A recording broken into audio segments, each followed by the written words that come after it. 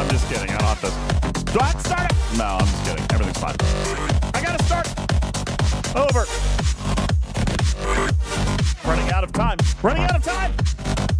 And boom, got it. Good evening, everybody. Welcome into the show. My name is UltimatDJz. This is Talking Trek, Star Trek Fleet Command's official podcast. Welcome into the big show here tonight. Tonight, we're going to talk a little bit about GAs, ATs, AGs, and BPs, and a little bit of STs along the way. Ladies and gentlemen, welcome into Talking Trek. We've got all kinds of goodies to go over tonight, including an official communication from Star Trek Fleet Command headquarters and the latest on a Sigma Tritanium disaster that has occurred inside our game economy. We're going to talk to you guys a little bit about that and actually quantifiably do a little bit of math as to what was accidentally released into Fleet Command's economy, at least on server 11. You lucky, lucky guys and ladies over on server 11.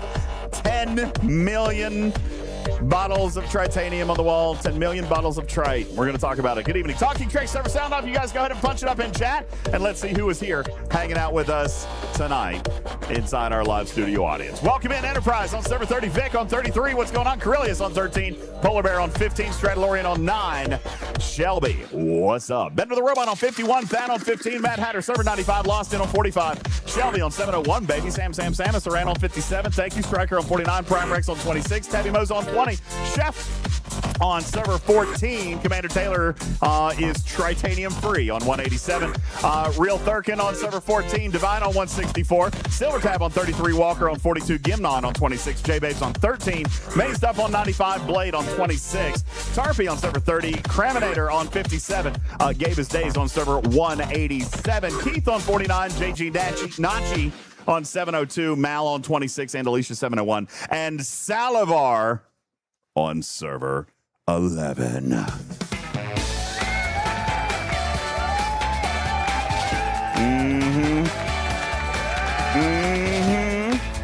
Yeah. Oh, there he is. There's J-Hen on server 11. Odysseus on server 11. Let me get my server 11 shout outs right here in chat, huh? Server 11. And Swami says, I'm on 11 and no one told me anything. Garrick on server 11. What's going on? All right, guys, here's the deal. Good evening. Welcome in. My name is UltimatDJz. This is Talking Trek Live, Star Trek Fleet Command's official podcast. Good evening, Riskbreaker on server 30. Thank you so very much. Divine says, did a dev come in to give their perspective? No, they didn't have to. Instead, we actually got this amazing communication. And I would like to say good evening, welcome. We're going to talk about the communication first. Let's go to the stage. Good evening, Matters, Putz, and Tarpy. Why am I getting another phone call? You know I'm on the air. So why am I getting phone calls? Why? This is the third phone call in the last 10 minutes. I am literally, everybody say hi. He's obviously not wearing a shirt. There he is. Everybody say hello. Yeah, there you go. What do you want? All right, last thing, I swear. Letting he swear. Where are extension cords at? Extension cords? What? Where are the extension cords at? Why? Because the battery life on the studio is, it's messed up. Is there one in the laundry room? I think there's one in the laundry room. If not, there might be some out here in the studio. I was just in here. But there's also an outlet on the front porch, so you can just put it on the front porch. Well, yeah, but I need an extension cord. Why don't you check in the basement? I'm scared to go down there, and apparently you found all kinds of great stuff down there last time. So, all right, I gotta go.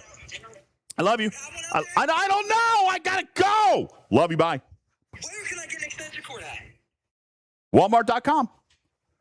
Oh my God! You're actually not going to tell me where I genuinely don't know. If they're not in the living room, I mean, if they're not in the laundry room, there could be one here in the studio. You can come out and look in Studio B. Look in Studio B. I don't know.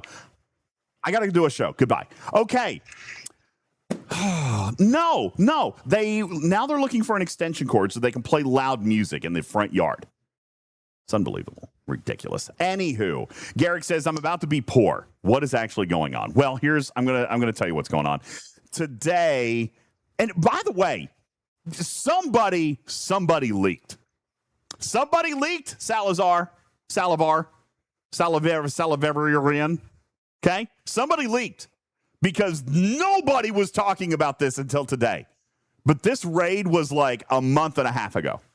Nobody was talking about this until today. So shame on somebody, all right, for ruining a party for everybody.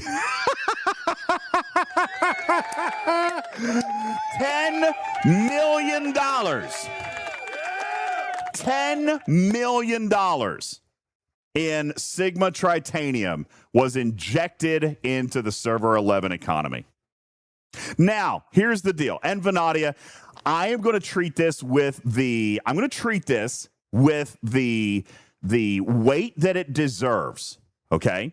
However, I'm also going to treat it with a little bit of lightheartedness, and I'm going to probably make somebody upset and throw up a little thumbs up probably for what they're actually going to do about this. Okay. So, because honestly, they're probably doing about the best thing that they can do. Here's the deal. Let me give you the scenario first. What happened? Guffa says, oh my God, they left a dev base out, didn't they?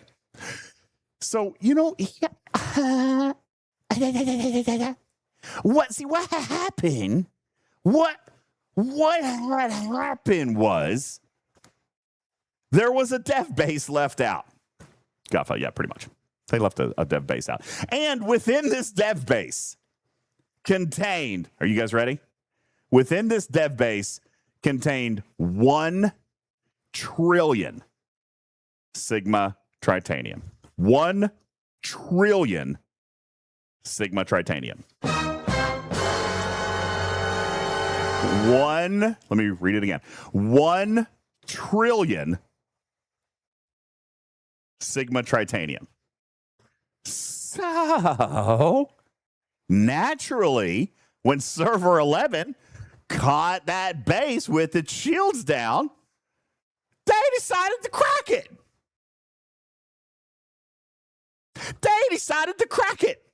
And crack it they did. That's messed up.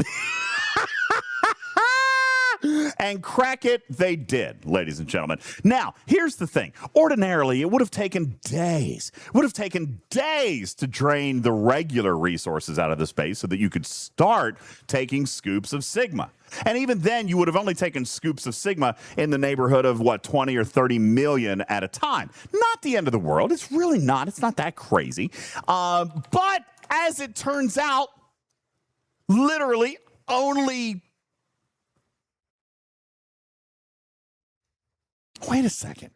This happened a month ago. The Reaver wasn't out. So how long did this take? How long could it have taken? It had to have taken days, right? It had to have taken days. Days and days and days. Ramscoop says they had time. Salivar says it was 3 days to get through the regular resources. 3 days. And then they started scooping the Sigma. And by the way, they didn't do it with the Reaver. They did it with regular miners. Nobody noticed. Okay? They just did it. 3 days of traditional resources. And then they started scooping Sigma with regular miners. Now, here's the thing. A week goes by. 2 weeks. 30 days. 45 days, 60 days go by. Nobody notices a thing. Nobody is talking about it. Nobody even breathes about this until today. Somebody got leaky. And then it became very, very public, very, very quickly. Now, obviously, here's the conversation that happened, because we know that there's 2 positions that would come from the community. One is, good for you, bro. Good for you for scooping 3 days of traditional resources and then getting your hands on 1 trillion Sigma Tritanium. 1 trillion. Sigma Tritanium. Now, just to put into perspective how much Sigma Trite this is, okay, I am going to take you to my pack store. In my pack store, I am going to show you how much Sigma Trite comes in my pack. Now, do keep in mind that inside my pack store, as an Ops 72, there is 50-50 split between Tritanium and Tritanium tokens. Okay, so let's just take a look. What right now is the best pack in the game for Sigma Trite? Maybe it's this actual strategic Tritanium reserve, perhaps, where I am going to get about 1.7 million. Sorry, what? 1.7 million Sigma Trite. 1.7 million. Okay, an Ops 75 can get 9.6 million Sigma Trite. Maybe that's not the best pack. Let's look at a different pack. Let's look at this pack. Can I get more Sigma Trite in this pack? Maybe. Nope. Yes. 5.6 million. I can get 5.6 million Sigma Trite in this pack. All right, so maybe I wasn't looking at the right pack to begin with. You got to find the ones that are worth good, right? You got to find the ones that are worth the stuff that you want, right? Okay, so 5.6 million Sigma Tritanium comes in $100 for me. You know what? There's one other thing that we should probably check. Let's visit our good friends over at Spox Club. At Spox Club, we're going to find out what it would actually cost me to build and max, I don't know, a G7 uncommon. Okay, let's go to ships. And can somebody give me the name? Can somebody give me a name of a G7? Thank you. It's just not anything that I need to know anything about for the next 14 years. So let's take a look. My current tier is 0. I'm going to take it and max it. This is a G7 uncommon, right? A G7 uncommon. And it would cost approximately 2.2 billion Tritanium to max.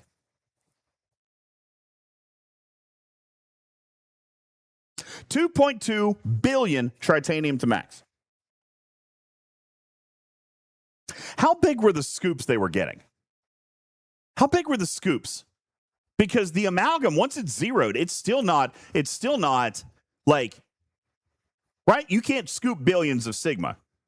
So let me ask, because we've got somebody. Salivar, okay, he says 528 million would take me from Ops 72 to 80. But yeah, you don't use them in Ops, really. You use them in ships. Right, you use them in ships. The amalgam won't raid Sigma, so you're just going with the size of your G6 miner. What? 30 million? 30 million? 30 million? That's as far as you could go, right? You had to use G6 FKR miners. 30 million, 35 million, 40 million maybe. Cargo officer, okay, 50 million. Gold skin, okay, 55 million. DJ, doesn't the G6 miners have a skin that turns it into an amalgam? So they should be on a weaker. It's weaker, but on a 1 trillion, they should be scooping, I don't know, 400 million a scoop. Oh, okay. 400 million. With that skin. Perfect. 400 million. 400 million Sigma Trite per skin on a 1 trillion base. And we already know that it would only cost, looks like about 5 scoops for me to max a G7 uncommon. As a matter of fact, can somebody give me the name? Let's go with the Enterprise. The Enterprise Maya. That's the M414. Let's take a look at the Enterprise Maya. We're going to take it from 0 tier to tier 15. Of course, with my current efficiencies, and I'm not an Ops 80, okay? That's not me. I'm not an Ops 80. But even as an Ops 80, 23 billion Sigma Tritanium to max a G7 Epic. And you're scooping 500 million per scoop. Now, let's go back. I need to come back because there's a little bit more math.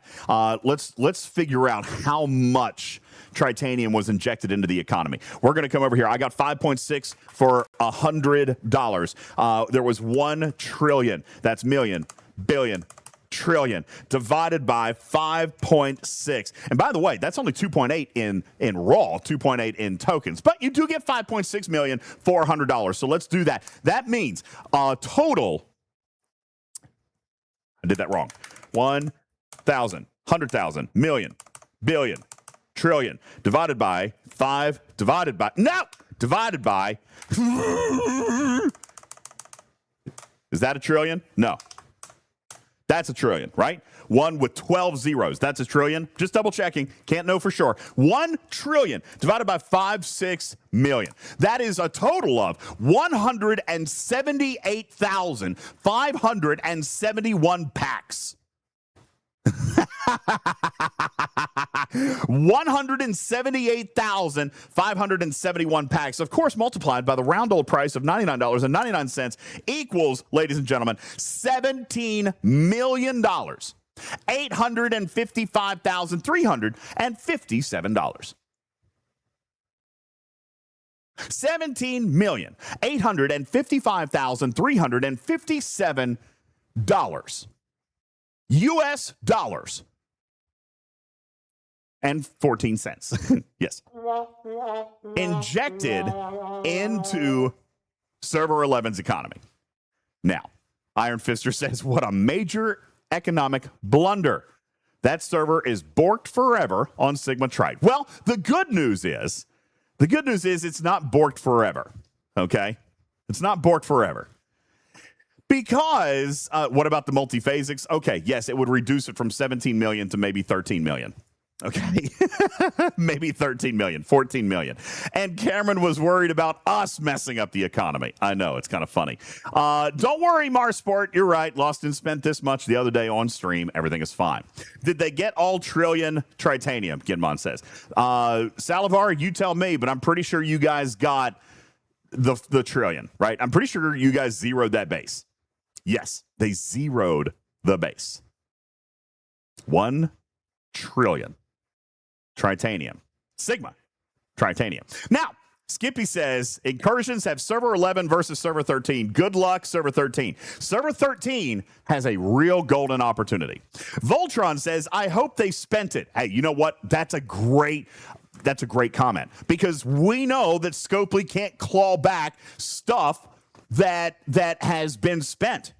Okay? So, let's take a look and see how much of that they could actually have spent. Let's take a look. First of all, the best they could do. Let's go back to the Prey Fortis. That's a G7 uncommon. And we're going to, let's take it all the way up to max tier. We're going to start at tier 0. We're going to go to max tier. We know that it's going to take 2 billion Sigma Tritanium. But on top of that, it's going to take 370,000 uncommon ore, 1 million uncommon gas, 3 million 7-star uncommon parts, 140,000 rare ore, 375,000 rare gas, and 179,000 rare parts. Let me break this down for you. Nobody could have spent that. Nobody. They couldn't have spent it. Okay? How far are they on their other G6 ships? Doesn't matter. Okay? You're still going to be limited by parts and materials. Okay? They're Aphelion? Sure. Are they going to... By the way, are they going to have advanced ships that they already owned? Yeah, probably. At least a couple of tiers. But they couldn't have spent nearly what they rated. That's right, Duder. How could you spend that? You can't.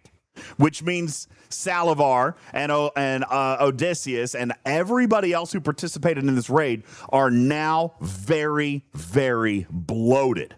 They have hundreds of millions. They have hundreds of billions that they can't spend. Ramscoop says they'll spend it later on. Well, sadly, they're not going to have the opportunity to do so.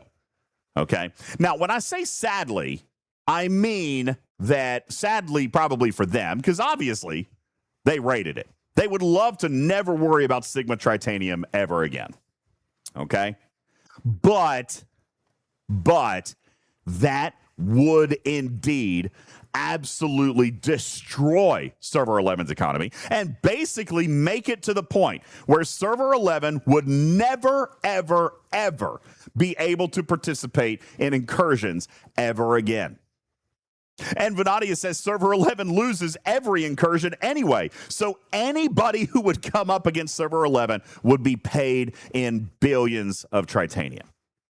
Stradalorian says, I get that it's bad for the economy, but Scopely effed up. You know what? They did. They sure did. Okay? Absolutely. However, I don't think that they're actually doing this one bad. Okay? I don't think they're doing this bad. Vic says Scopely never clawed it back. Nobody knew! Because somebody from Server 11 started chit-chattering today. Nobody knew! Now, Vic says, DJ, they can't claw back now after 2 months. Oh, sure they can. Because what they can claw back is unspent resources. Listen, if anybody got a couple of tiers on their ship, first of all, it's my opinion that they totally deserve that. They raided for 5 days solid. Okay? They raided for days. They absolutely deserve something. Do they deserve $10 million worth of Tritanium? No, probably not. However, I will kind of say that puts Fleet Command in a very interesting position. All right, puts them in a very interesting position because you can't leave $10 million worth of resources out in the economy. Now, you guys say, oh, Scopely messed up. Leave it to the players. And I get it. But obviously, even I would not agree with that position if there were unspent resources. Okay. Now, what you already spent, hey, hell, you rated it. Okay. You stole it. Should be fine. Okay. But today, this communication came out. And by the way, whoever wrote this is absolutely making lemonade out of lemons. Okay? This is lemonade out of lemons. And for the record, what? This is the opposite feeling when players spent lat out the wazoo a few weeks ago? Did I say they should leave it? Hey, Iota. What's up, 1963? How are you? I usually do feel like they should leave stuff, but $10 million worth. Okay? 10 million statute of limitations. No such thing. Swimbot says they should leave it. Well, here's the deal. Here's the communication that came. And I think this is fantastic. I'm even going to give it a soundtrack. Okay? Here we go. Here we go.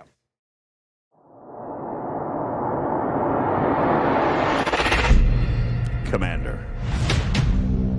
Some raids earn resources. Others earn a place in history. A few months ago, you successfully raided an account belonging to the development team and walked away with a rather legendary haul. While we respect the opportunity taken, the amount of resources involved was never intended to enter the live game economy.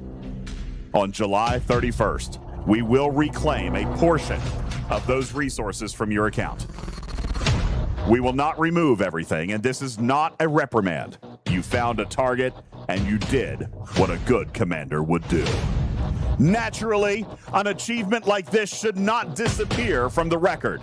To commemorate your part in Star Trek Fleet Command history, you will receive the exclusive, epic, legendary title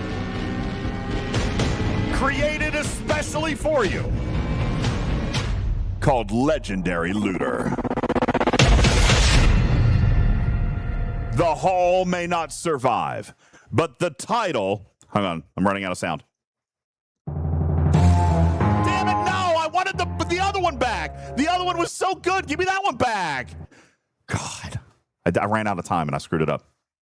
How rude. The full haul may not survive, but the title and the bragging rights are yours to keep. And here, ladies and gentlemen, is a title that was released into the game today. The title is Legendary Looter. And it says commemorating a legendary haul from an unexpected target.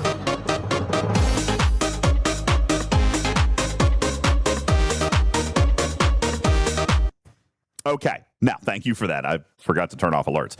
Guffa says, I would actually pay $20 for that title. Well, these commanders spent 6 days essentially running up a leaderboard and will get to keep this title, Legendary Looter, created especially for them. Now, here's the deal. Okay. This title was created today and inserted into the game ninja style. Okay. They inserted this and will be granting it to all the players who participated in the legendary raid. And while some of those, a portion of those resources will be removed from your account, not everything will be removed. Thank you, Guff. I appreciate your tier 8 resub. Now, I did have a chance to talk about or talk with, you guys all know, Sandra. She is one of our most intelligent representatives in the community. She is a phenomenal player, and I think that she had a great deal of carried a great deal of player sentiment when talking about the fact that players should be allowed to keep some of it. After all, they cracked the base. After all, they raided. After all, they spent 5 days. After all, they looted over 1 trillion resources. It's absolutely legendary. Can you look them up on stfc.pro for resources rated? We probably could. I'm not going to necessarily do that, but everything about that is staying. Their resources rated, it's going to stay. Their title, they get to keep. Anything they spent, they get to keep. And more so, in talking with Sandra about this was a great conversation, and I got to be honest with you, I am thrilled to death that Scopely did not argue in the slightest with this particular decision. Sandra writes, they should not be overly punished for it. They should end up with a nice amount of Sigma resources in surplus. They raided hard. They spent a tremendous amount of time. Most of them probably lost sleep. They probably purchased packs when they saw the base and wanted to crack the base. It's not their fault a dev base was left on a live server. So Sandra suggested leaving them with a couple $100 worth of resources. We're talking a few $100 million worth of Sigma Par Steel and several dozens of million Sigma Tritanium. And who cares about Sigma Dill? That's right, Divine. They get to keep a reasonable proportion. Right now, the conversation is they're going to be able to keep several $100 worth of those resources, and that is the right move.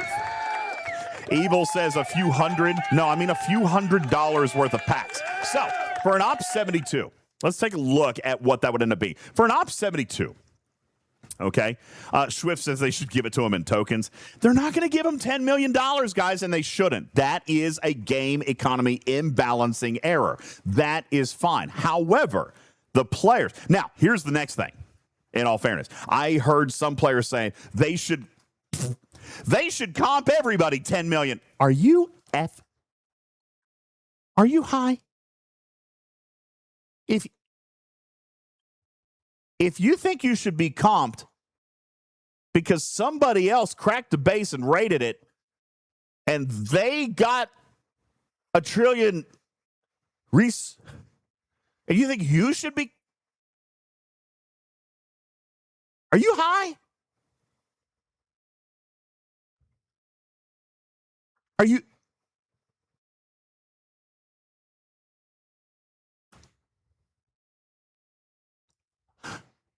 Somebody got into Karkin's stash. Somebody got into Karkin's stash. Okay.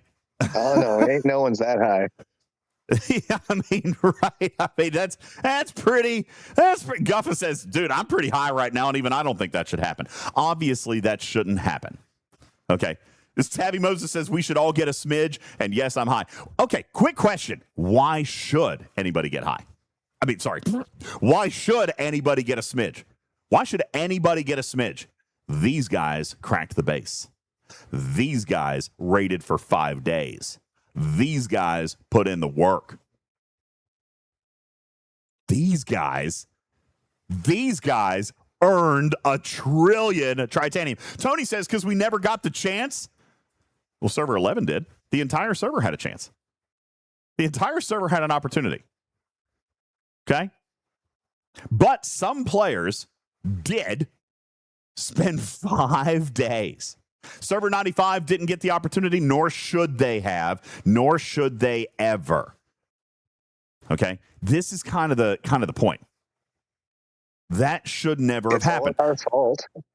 We told them to test on a live server, and this is what happens. Oh, Karkin. Oh, Karkin. Oh, boy.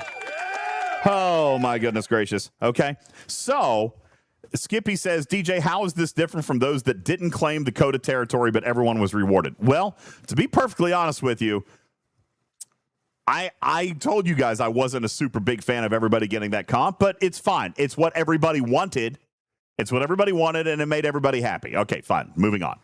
There was still an inherent benefit, though, from the players who took Coda, right? It's that they had defensive posture. It's that they owned the territory. They get it early. They're going to be able to defend it easier next time it comes around. So here's the deal. Same benefits apply. The raiders who took the resources are going to have a little bit stronger defensive posture now. They're going to probably have a couple extra components, maybe a tier or two. Maybe they're going to have faster miners. Maybe they get to do their dailies 5 minutes faster. Okay? That's about all they're going to get. That is about all anybody is going to get out of this blunder. They're going to have a little bit of an advantage with a power injection. And again, we're not talking ops and ops and ops. We're talking about a ship tier or two, maybe a few tiers of an Aphelion. All right. I can almost certainly guarantee that nobody got an ops level out of this, certainly not 2, all right, because of so many other resources that would be required. Okay. Marsport says they probably bought loads of packs for everything else they needed. Well, cool. Good for them. In that case, they still spend hundreds of dollars worth of other materials. You know? So, me personally, the fact that they are willing and okay to actually compensate these players for their time is, again, a very significant departure from what we would have seen. This communication is a significant departure from what we would have seen 6 months ago. Ramscoop says these things simply should not happen. Oh, I agree. I agree. And I share with you perhaps tidings of good news or perhaps tidings of bad news for every other server out there. I don't even think the Fleet Command team knows about this yet. So I am going to break it to them first. I shouldn't be doing this. Here's my text message with SVP Cameron Stewart about this today. Ugh. Oh no. Oh my God. And I wrote, don't worry. It's only $10 million US worth of resources injected into one server by one dev account. Not a big deal. He says, I'll call you in 5 minutes. My God. All right. Now, to give you a little bit of indication how seriously he takes this, this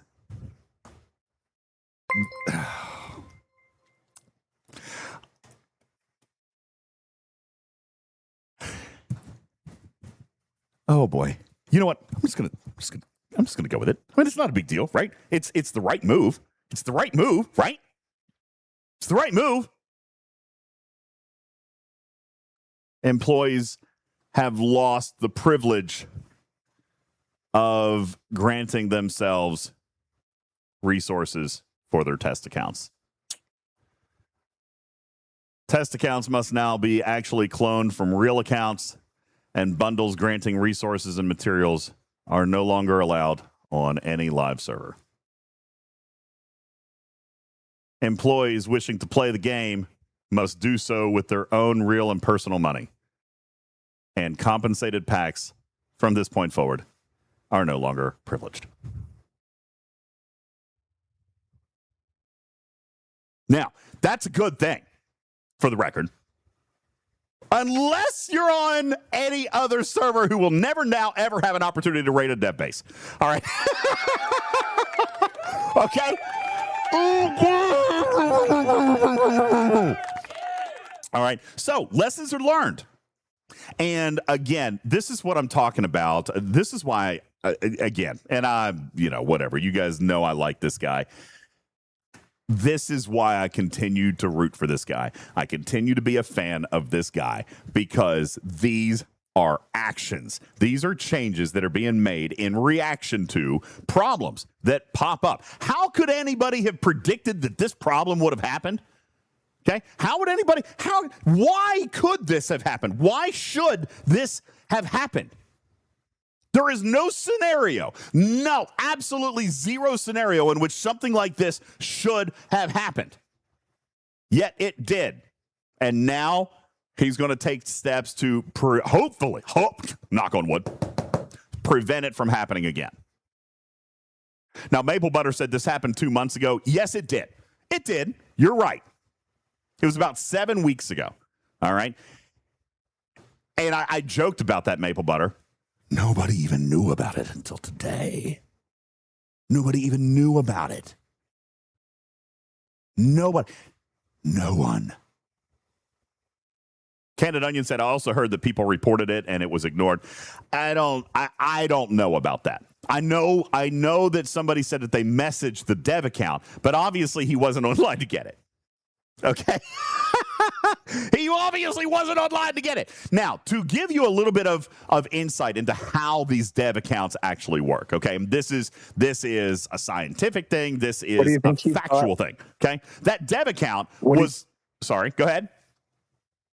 What do you think he thought when he came online and saw he just lost $10 million worth of... You think he was telling anybody? Yeah, right. Do you think he just went and hid in the broom closet? Maybe, possibly. Hey, Decorian, thank you for the follow. Appreciate you being here. Welcome to Litterbox. So...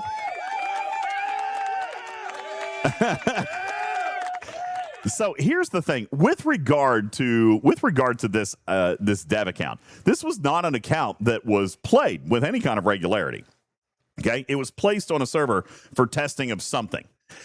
The whole thing that we messaged the account, or did he not know? Has he not been online? No, actually, the fact is no. They cloned an account, and the process is to, when they're done, to immediately clean it up. Like it should have gone away immediately. Lost in 73. Thank you for the follow. Appreciate. Welcome to the litter box. Were you not following this channel, bro? What? Thank you, Lost In. Appreciate it. Thanks for the follow. By the way, sidebar matters. Congratulations to the Talking Trek community, which, by the way, just broke another milestone over on Twitch. We broke 6,000 follow on Twitch. Thank you, guys. 6,000. We've been hovering in the fives for a long time. That's 6,000 followers right there. So thank you so very much. We have 6,030 followers right now. So I appreciate that. Anyway, so no, this dev is not actually playing this account. He went in, or she went in to do whatever it was they were doing. Did whatever it was that they were doing. And then, the dog pooped on the carpet. Or they got a phone call.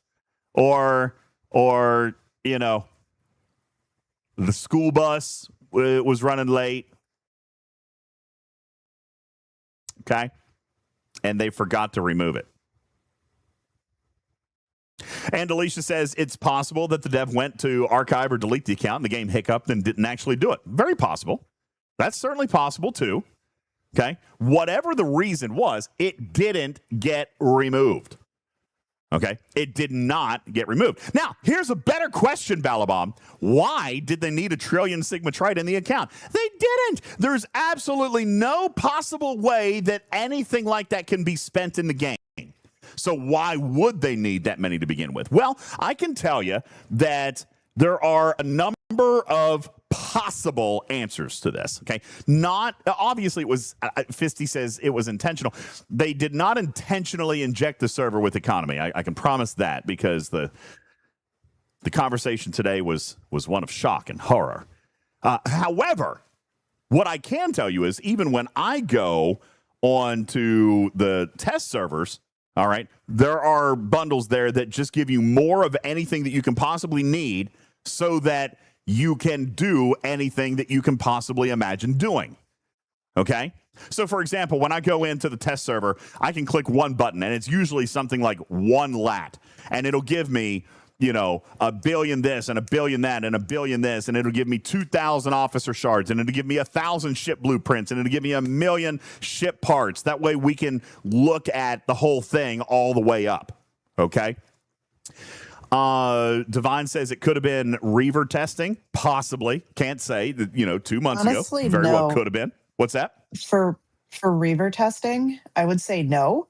You know what? You're right. You're right. Because it's way too, the number is way too big. You could never see the difference in the account unless you use Box Club to tell you exact numbers. Otherwise, more than that, you'd never see the difference in $1 trillion. More than that, though. And the Reaver wouldn't have been on a live server 2 months ago.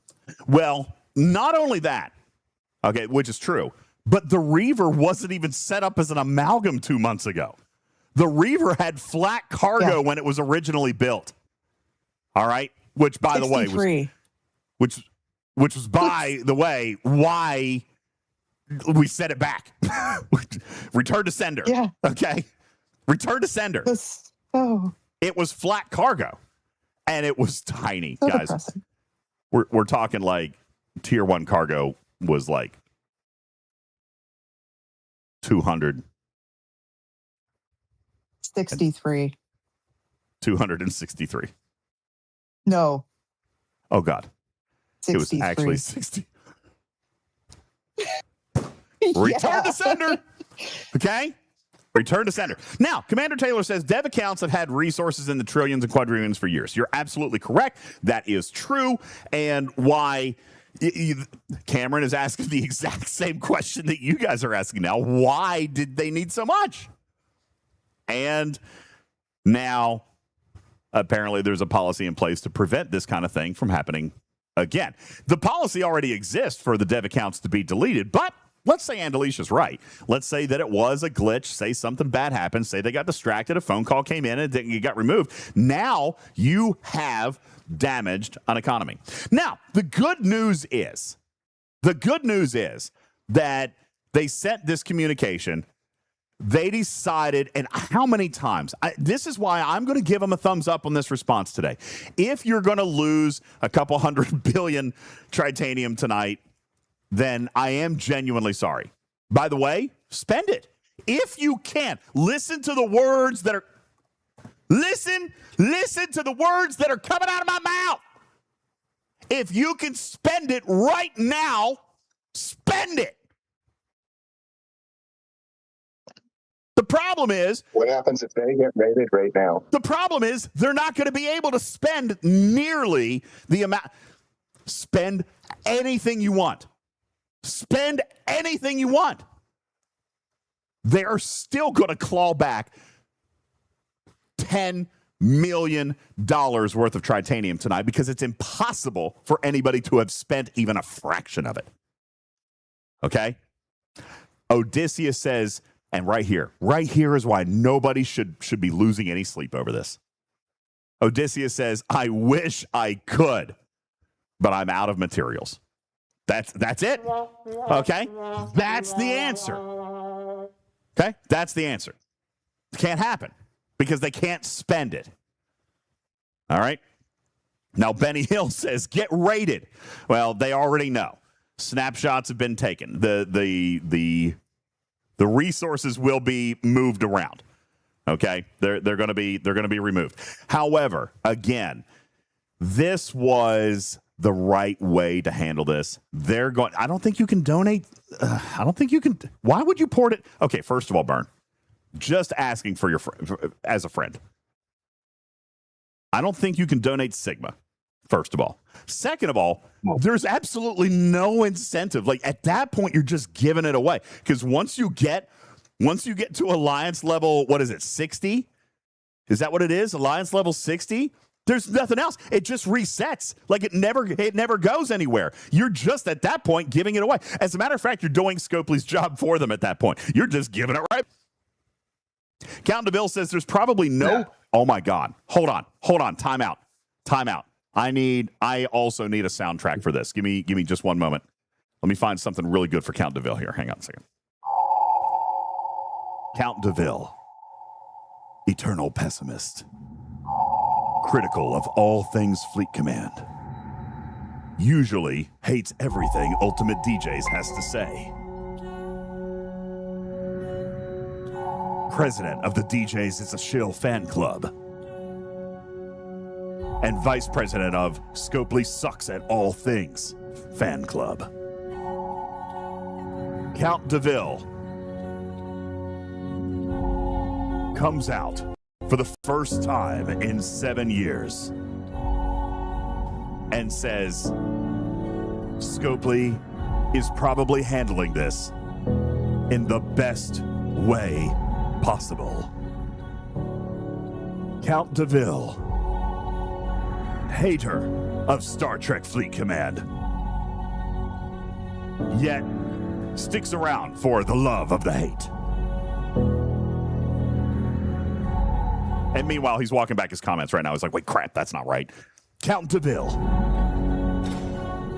giving a thumbs up of approval to the announcement and compensation plan that Fleet Command has announced.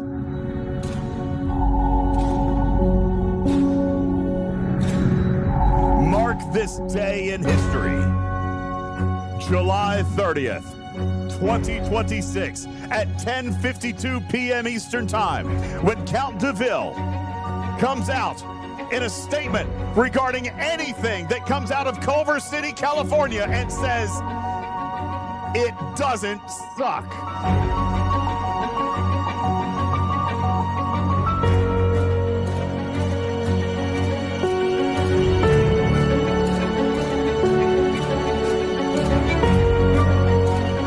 All right, there you go. I feel like that's pretty good. Matter says, you mean decompensation plan?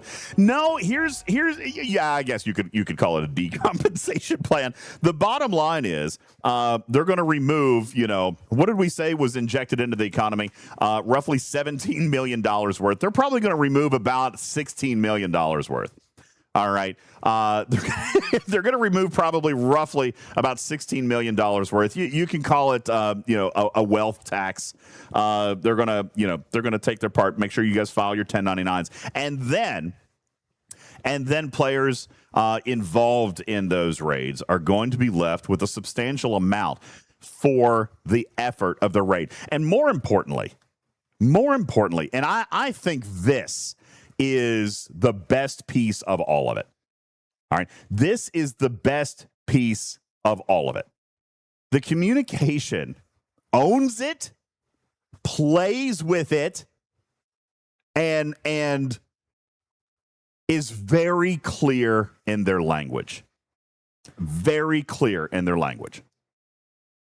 This is not a reprimand. On the contrary, an achievement like this should not disappear from the record.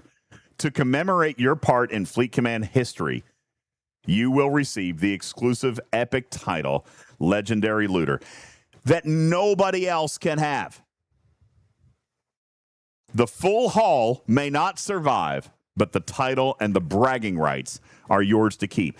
In other words, Salivar, there's no need to hide.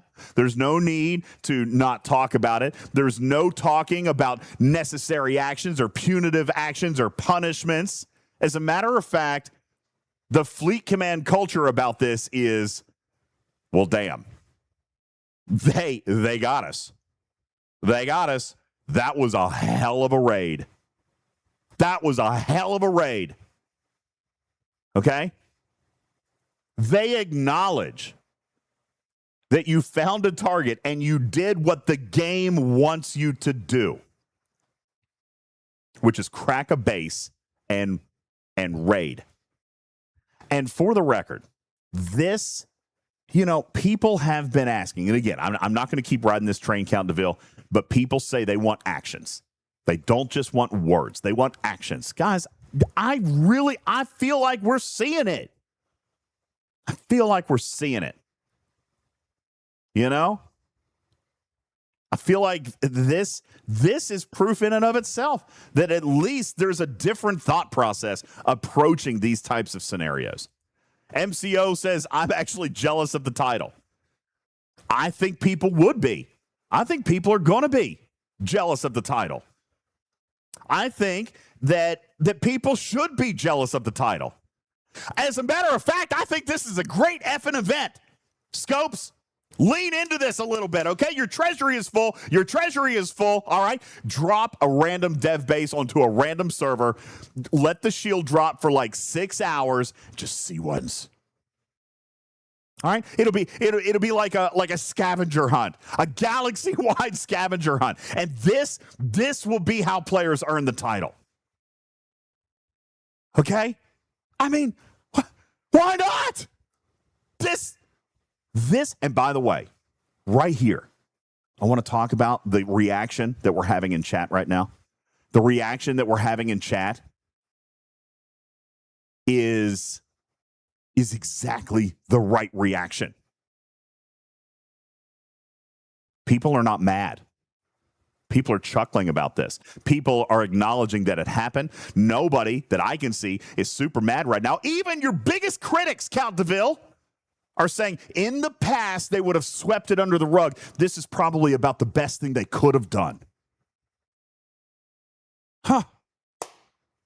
It's crazy.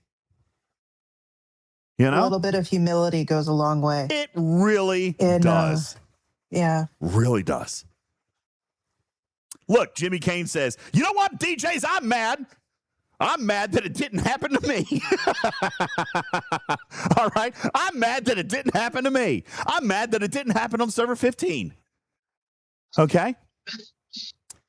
Nelson says, why would anyone participate? What are you going to do with a cosmetic? I'd rather have the resources. Yeah, but people do play for cosmetics, Nelson. Okay. But they're getting both right now. That's true. They are going to get some resources. They are going to get some resources out of it. Okay? I'm just saying. But some people do play for cosmetics. I mean, truthfully, Nelson, just because you don't, I'll tell you this. In San Diego, cosmetics were a very central topic of a lot of conversations. Because there are so many games that monetize cosmetics and art. And the reason that they do that, Nelson, is to ease the monetization on material and vertical and progression.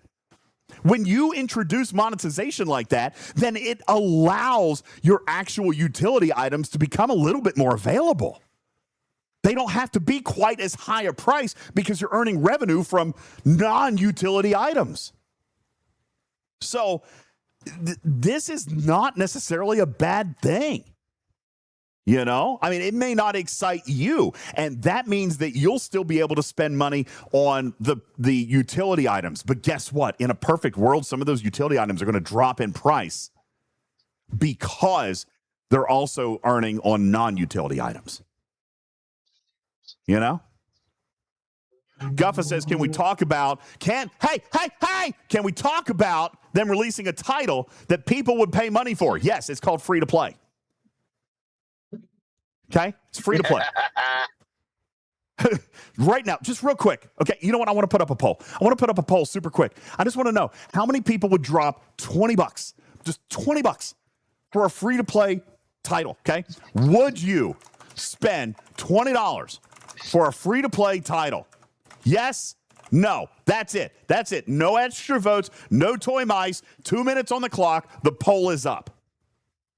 Okay? Who would spend $20 on a title that says free to play? And of course, Lost In is the first one that comes in and says, totally. Okay? Totally. Tarpy says, way to not use your caps lock right. I was in a hurry. Okay? I was typing quickly. Tabby Moses says, what's the title? It literally just says free to play. That's what it says. That's the joke. Okay? It's a title that you pay $20 for that says free to play. The only way I would do that is if at the end of a meta with a boatload of extra points you can get is the Uber whale title. There you go. And yes, you could grind one that says ultra mega whale. Okay? Yeah, you could make it say almost free to play. That would be the grindable one.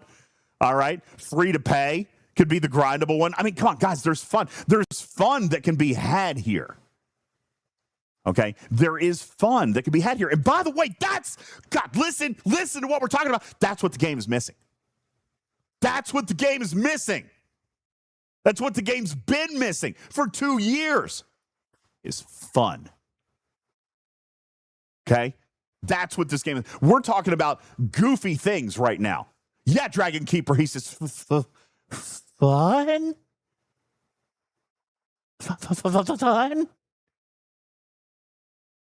Yeah, crazy concept. Count Bill says, I'm German. We don't joke. Who is your daddy? What does he do? Okay. Now, Sam says, but DJs, we need fixes. I don't think that, I think that is completely valid, completely fair. You're right. We do need fixes. And you know what? We're getting some. Maybe not quite as fast as what we're asking, but we're getting some. You know, I'm going to reveal this to you now because I think that it has shifted a little bit in time. And Delisha asked the question the other day. This doesn't feel like Anthology. Like, they said that this was the Anthology arc, but I'm not feeling a lot of Anthology. And honestly, you look at the events, we're not seeing a whole lot of Anthology, right? Like, we're still seeing, you know, I don't know. We're still seeing some territory stuff. We're still seeing some Q stuff. It definitely hasn't been, like, as Anthology as maybe we have expected in the past. So I had a chance to talk with Live Ops and event design literally, what is today? Yesterday. Talking to him, yeah. Rev said it was coming in M95. Rev's wrong. M95 is Seasons, okay? That is actually going to be the launch of a massive new big thing, okay? And we're going to talk more about Seasons as we get a little bit closer to that. However, I now have seen the full layout of event design for M94. And to be perfectly honest with you, M94 feels more Anthology than M93 does. I almost halfway wonder if they played a pivot just a little bit to move. I think this is an opinion. Disclaimer, this is my opinion. I think because both of these months are slowdowns, both of these months were very light in content, I believe that they probably scooted a little bit of the Anthology out because they did have the Reaver this month and they had GAs this month. So my opinion is that they scooted a little bit of the Anthology to spread it out a little bit. And for the record, I'm not opposed to that. To be perfectly frank, I'm not opposed to that because they're trying to still provide an experience while slowing down content. And then if you take a look at StarTrekFleetCommand.com, you take a look at the patch notes that came with today's patch, okay, we see that they are still working on things in the background. Quality of life improvements, couple of bug fixes, new Ascension Tree, focusing in on the mid-ops experience. And by the way, not fast-tracking the mid-ops experience. This is what I find to be subtly kind of brilliant about this Ascension Tree. This is your early ops tutorial. This right here is the breadcrumb guide to getting through G3 and now G4. And by the way, Stradalorian, you say they don't need to fast track it. They do still need to. But we've talked about the problem that they have with what they got. Players are running through it and they're smacking into a wall. Okay, they're going through G3, G4, G5, bam, bam, bam, bam. Then they're getting to G6 and you like all the sound effects? Those are real, by the way. I did that. I didn't even press a button. That's me. They're getting to G6, they're smacking into a wall. Okay? So what they've done here with that's right, not enough time for officer development, ship development. Hey, you want to know something great? Okay, you want to know something great? This will be revealed in the interview, I believe. I'm pretty sure we talked about this in the interview. Maybe not. I can't remember. It might have been over the beers, and it might have been at dinner, and it might have been the next day because I spent a lot of time with him. But Cameron Stewart is playing this game. He's playing the game, and he started from scratch. He's currently camping. He's currently camping in G4. He's camping in G4. He's got to get those specialty ships. You want to know why he's camping, Karkin? You're exactly right. He says, my account development is crap. That is a verbatim quote. He said, I played the game the way the game told me to play. My account development is garbage. He says, I have to camp here. I can't do anything at the level that I am. I have to catch up. The game has pushed progression over my experience. And my gosh, if you guys have not heard anything come out of my mouth over the last 30 days or 45 days regarding Cameron Stewart, he is all about the experience. Okay? He doesn't give a crap. If he had an entire galaxy full of Ops 39 and they were happy, guess what? He's a happy guy. Okay? He's a happy guy. This is part of the reason that he's wanting to completely change the early and mid-ops experience. It's why he's wanting to completely change the economy, completely change how we experience this game, because at some point we have forgotten that the game was always about the experience. And you know what? It's not even an accident. It's not even an accident. The game designers and the event designers and Billy from accounting has backed us into a corner that we can't remember that the game was about experiences. That's right, Envenadia. STFC forgot that this was a game 5 years ago. Okay? And by the way, Guff, I'm not saying that we don't enjoy it, okay? That's not what I'm saying. I'm saying that this game used to be different. Okay? And Blue Meanie, it's not necessarily a praise or a criticism. He says, why do we accept him playing the game as some sort of landmark? Well, first of all, players demanded that. And when he first came on, if he's not playing the game, then he can't understand.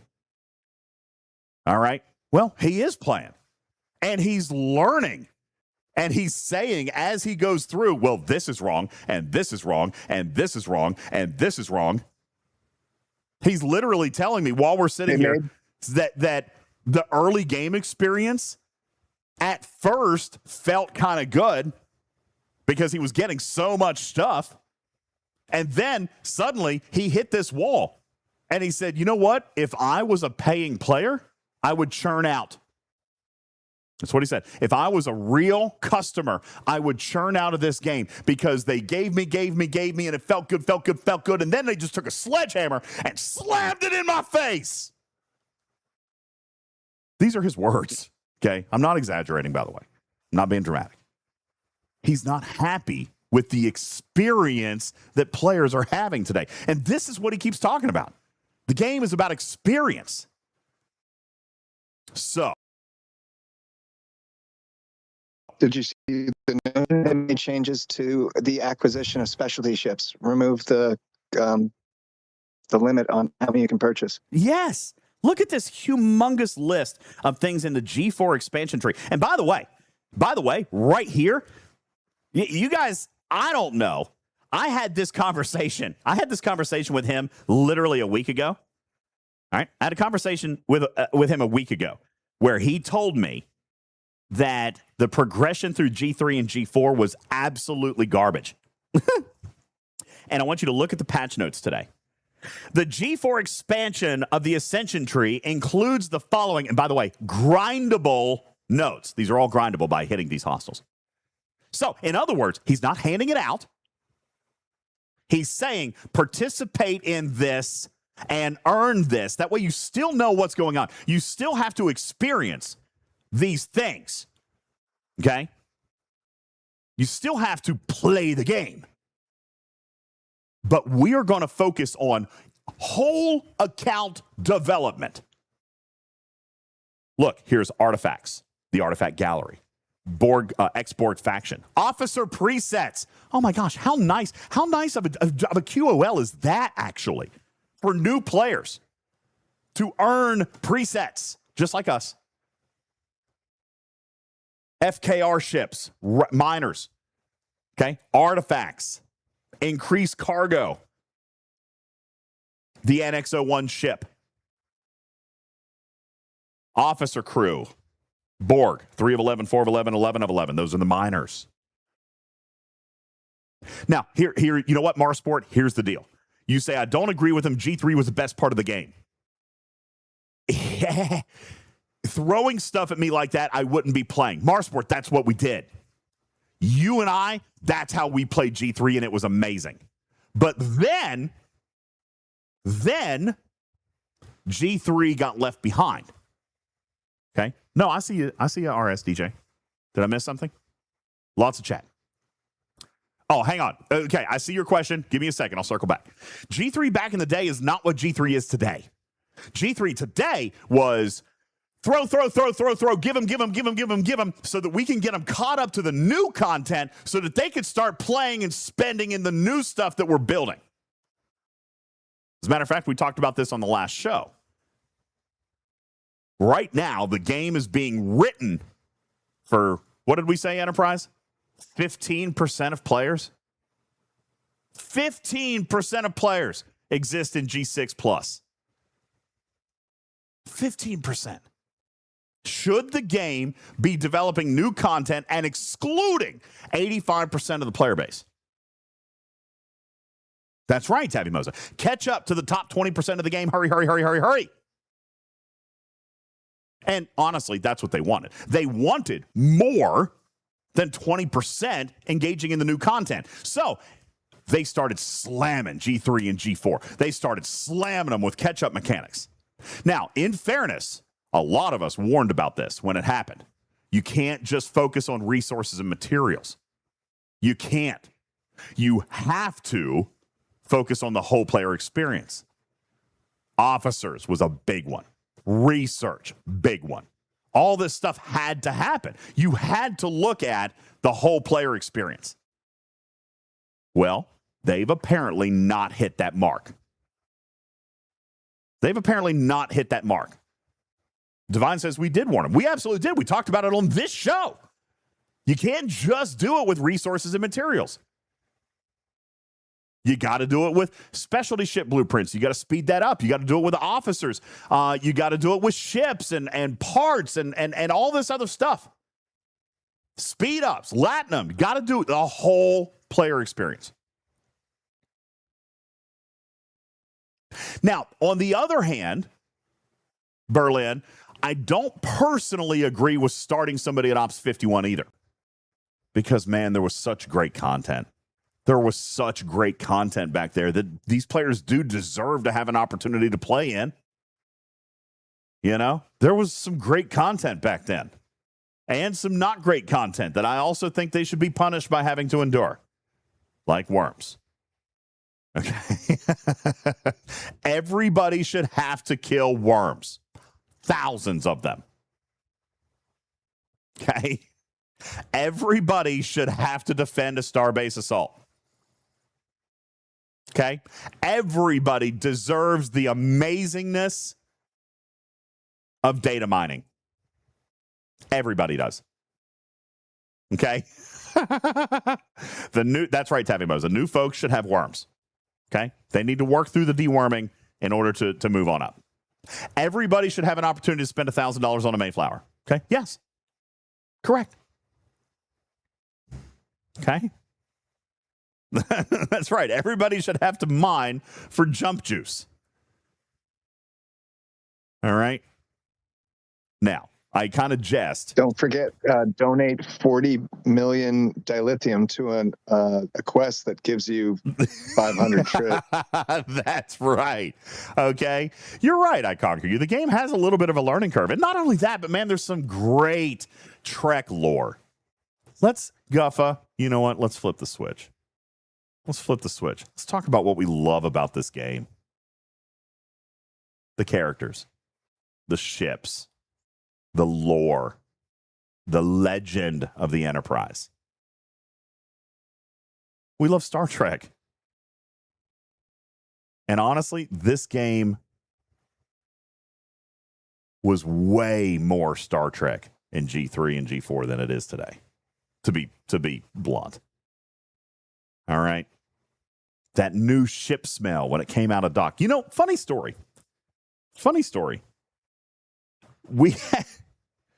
I actually did a little bit of research on this because I didn't know if this was just some BS. You remember I said during the last show that they made a couple of claims to me that I wanted. Okay, hey, Goblin King, great question. Where did Cat Spock come from? He's canon. Cat Spock comes from, well, if you consider the comic books canon.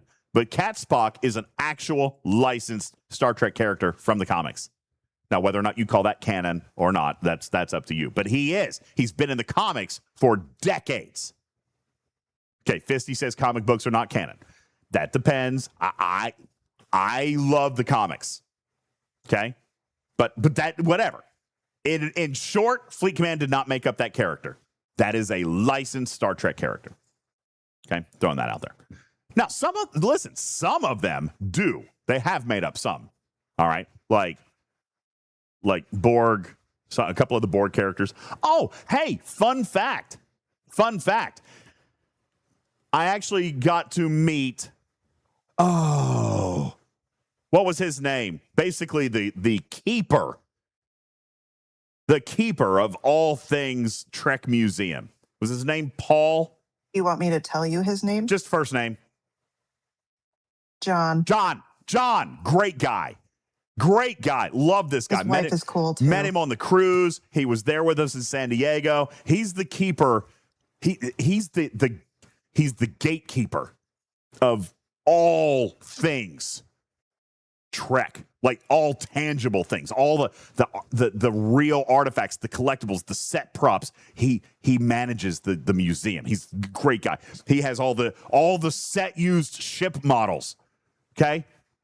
That's this guy. So he instantly got an alert saying you were a shields thief and to watch the stuff. He kept an eye on me for sure. He kept an eye on me on the cruise as well. Okay. He was on the cruise too. Great guy. Love this guy. He's a fantastic gentleman. I've spent many hours talking to him.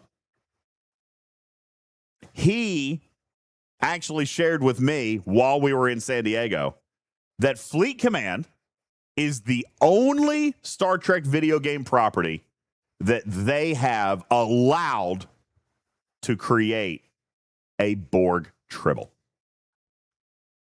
That was actually Paramount sanctioned. So even though it may not exist in lore, Paramount is in very, I don't want to say control, but they're very much consulted on all these storylines. The Borg Tribble had to have Paramount approval, and they agreed to it.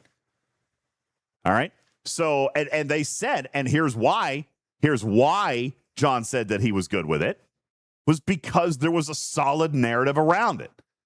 They want stories. Okay. Enterprise says there's an assimilated Tribble in Star Trek Online. Are you 1,000% sure about that? I don't play Stowe, so I don't know. But he told me that Fleet Command had the only licensed Borg Tribble in all of the video game profiles. Okay, so they do have one. So John doesn't know about that one. Shh. Okay, there's not many things that John doesn't know about, it seems. But maybe he missed that one. All right, but he's fully aware of the content that comes into our game. He's fully aware of the characters that are created, fully aware of the canon and non-canon stuff that makes it into this game. So the point to that, pointing back to the canon piece, and then that was Cat Spock, and then I don't even remember what I was talking about before, is just the development of all this content. There's great things that exist in Fleet Command that players should be able to experience. All right. RSDJ says, DJ, game question.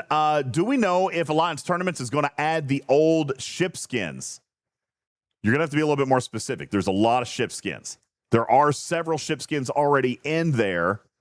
Which ones specifically do you want to see added? And to be perfectly honest with you, I won't have an answer for you right here and now. But I know that they are looking at store options. And so if there's something you want added in there, this is probably as good a time as any to get something new added to the store. Vic says, I still only have a Doritos half unlock. Can I get that? You know what? The Cerritos skin has actually been discussed. It's actually been talked about here very recently. I think that is something that we absolutely could work on. All right. So I was literally just about to say that's the one I'd vote for, is the Cerritos. The Doritos the orange skin. Pumpkin one that gives me more time. Yeah. So cool stuff. RSDJ says the older ones, as in I got the Gemhead R skin, for the Kelvin.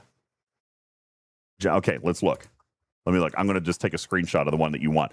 While I'm looking that up, I'm going to kind of come back and put a point on the statement that I was kind of making. It's just that I don't think it's good to lock players out of the G3 and G4 experience. What I would rather see, and what Cam feels like he wants to see, is a better experience for them. Right now, he's frustrated with his G4 account. Why? Because he did exactly what the game told him to do, and now he can't do anything. In other words, the instruction guide is broken. That's what he wants to try to fix. Vic says he can come and commiserate with us. Well, Omicron says Cam has a G4 account. Yeah, he played through G2 and G3 so quickly, Omicron, that his account is so wildly underdeveloped that his ships can't kill anything that the game asks him to kill. That's right. He doesn't have ship parts. He doesn't have the officers. He says, and I quote, my game account is so underpowered that I cannot progress.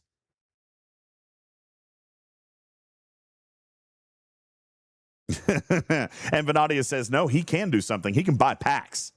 All right. Tabby Moses says, tell him to spend money like we had to. Well, he said today that he's not going to let employees comp themselves resources anymore. Can't imagine why. Server 11. Okay. So listen, what's he going to do? He's going to focus on the experience. To that end, thank you to the staffers that listen and continue to support this channel. Zach, thank you for your 30 months. I can now confirm to you with definition that this month, even though that was what I claimed, that Anthology was here, it does look as though they've shifted that. M94 is officially being released as Anthology. And I will be pleased to tell you soon, not today, who's writing that arc, because he is one of our faves. All right. And so that means that there should be some cool experiences. There should be some cool gameplay and some interesting ideas. And I think that bodes well for us. Okay. I said I wasn't telling you now, guys. Quit guessing. I'm not going to tell you. Okay. Okay. Can I modify your statement there a little bit? Jules. Yes, please correct me, sir. Well, I think what's hard is that when we say Anthology, we look back to Lower Decks Anthology, where they didn't actually release anything new, but they did, right? They still had the Cerritos launch that arc, and Lower Deck Abilities launch that arc, right? Yeah. So those are two new things and tent poles, a specialty ship, and a whole new mechanic. Well, guess what launched now? A specialty ship and a new mechanic. The Reaver and Galactic Anomalies. Yeah. So this is where I'm starting to, I think what's hard for players is they wanted literally no new content at all, and that's never going to happen. That's true. And the they Anthology did say that I think some be players are looking down. for. Yeah. Exactly. And so here's the slowdown. The slowdown is a specialty ship that has 0 loop tied to it. You don't have to hit any new hostiles. You don't have to hit any armadas. You don't have refinery conversions from a new currency to a different new currency, get a different currency. No, this is stuff you're already doing. So there's nothing new that's been added tied to the specialty ship other than just the ship itself. So that's already there. New mechanics, sure, Galactic Anomalies, but it's really just an event series with some tech behind it. So there isn't like a large amount of new design tentpole feature that's going to last 2 years of content for players. It's going to be a big, heavy thing. So we talk about Anthology. What we want is the best of hits in event series, correct? Sure. Yeah. Yeah. I think so. Yeah. You're right. Like we're seeing some of the best of so far this month, right? We're going to see more Alliance tournaments. That was the best of event series, you know, each to their own opinion on that one, if that's going to continue to be one that's highly popular. Incursions, still pretty popular. People keep still asking, when's the next Incursions? So that's still technically popular because people keep asking about it. So here you go. Here's your popular event series. There's Trivia, also very popular event series. Retrieving's got it. Crucible of Makala. Our Boldly Go series is coming back. Yes. So we're getting this best of event series. It's hard to call this not the Anthology arc. In fact, it's hard to call what we're going to get this arc and what we're going to get next arc not Anthology arcs, because they have all of the hallmark traits of what we're actually looking for. That's super fair. Good events, engaging events, and very low engagement major features. I think you're spot on, Jules, as always. And you put it in such an eloquent way, because you're right. This slowdown, this relaxed pace, this style of content, this is going to continue through M94. And the experiences, he is turning a chapter. He's slowing us down. This is what's happened, Jules, over the last 3, 4, 5 years is, and he's talked about it with us, is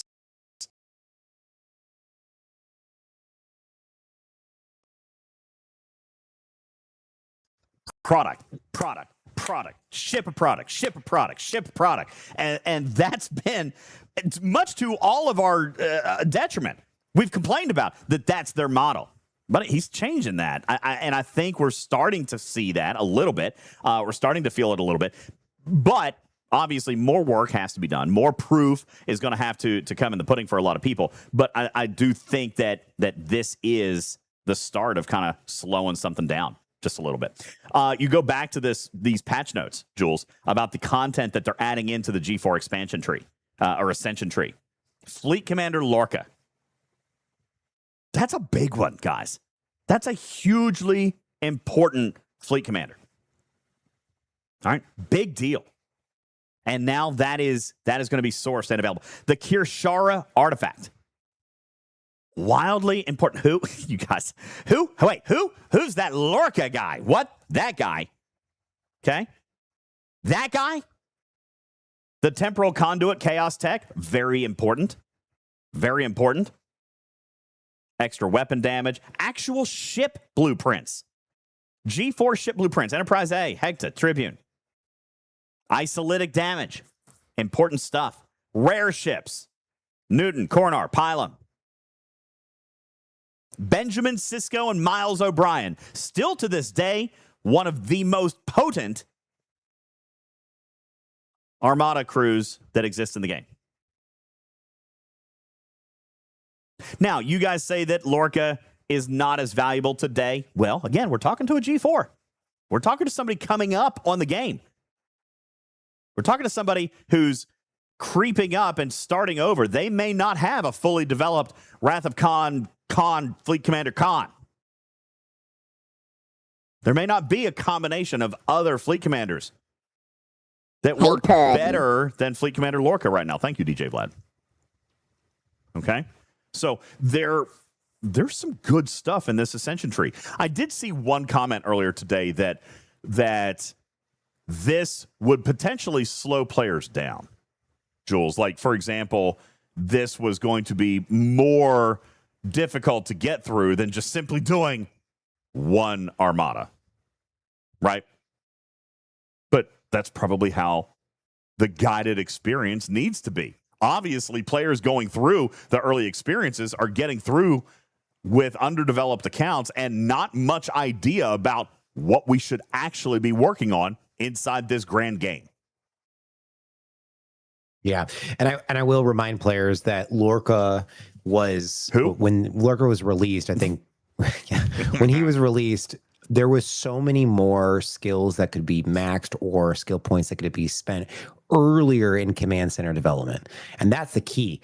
Like, you can get almost 80% of Lorca complete by command center 40, whereas you're going to be stuck under 50% for every other fleet commander released before him. So, and still as a major hostile and Armada fleet commander, he's the best. The only ones better are Khan. And even Cisco being launched, having a bunch more skill points early, his skill points are a lot higher costs. So, and definitely not free to play for, you can't even get him under G4 right now. So getting Lorca earlier is a huge boon to account progression for G4 and G5. For sure. Also, if I can break in too, look at what you can get. So the phaser weapon, the different artifacts, a lot of these things also come from Alliance tournaments as well. And a lot of them take several tiers. And so if they can unlock or get some number of shards of Cisco, who I don't think you can even get until 40 in the Dominion loop, this accelerates players who are already experiencing some of those loops so that they don't have to either put Alliance tournament tokens into those things. They can focus them elsewhere, or they can actually get those officers tiered faster so they can move on. And if they don't have transporter patterns maxed for other officers, now they're working towards Cisco and Miles a little bit faster. Crocus writes in the chat that this, for a change, has been not even necessarily new content, but a better new player guide. We're getting shown a way, he says. Ultra writes, slow players down versus having an underdeveloped account that is going to struggle in G5. I know what I would choose. And this is exactly the kind of experience. And this is exactly the kind of attention that Cameron is drawing to some of these ops. He's playing it, and as Tarpey pointed out in chat, she's absolutely right. This man has the power to change things with the power of a Q. All right? I don't think there's any argument from anybody on the panel. If Cameron Stewart says do this, it will be done. And because he's experiencing this, and then because we look at the statistics of this game, 85% of the player base exists in G5 and down. Do you want 85% of the player base feeling properly ignored? Do you want 85% of the player base flailing around like they can't swim in an open sea of water? He wants to improve that experience and therefore create exactly what we were talking about on the last show. I think it was Calamastastany and KJ the Fly Guy was talking about rule number 1 in an MMO. MMO 101 is to create players who log in every day. Well, I can tell you, right, Ultra, if you log in and you can't do jack, how likely are you to keep logging in.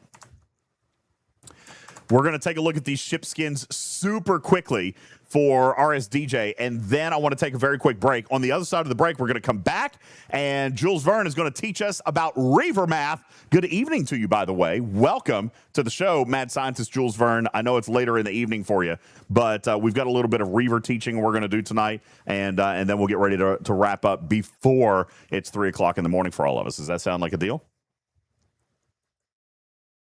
He's already passed out. Sounds good to me. Oh, there he is. More coffee and cookies for this man. All right, real quick, RSDJ, this what you're looking for? The Cardassian skins. These are increase.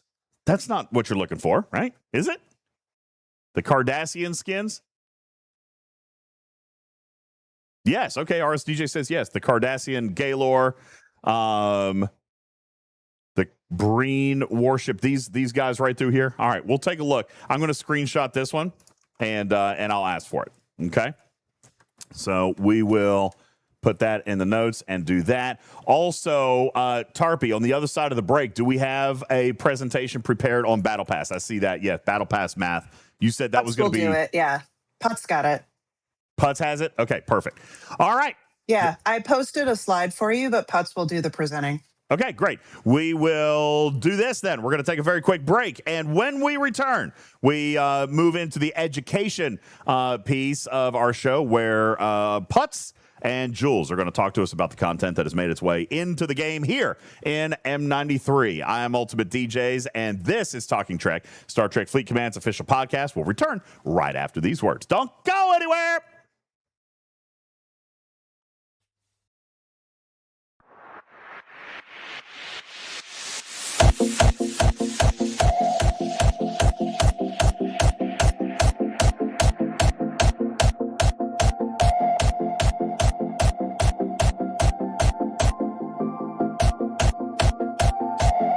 Good evening, everybody. Welcome back in to Talking Trek, Star Trek Fleet Command's official podcast. I appreciate you guys all being here. Good evening. Welcome in.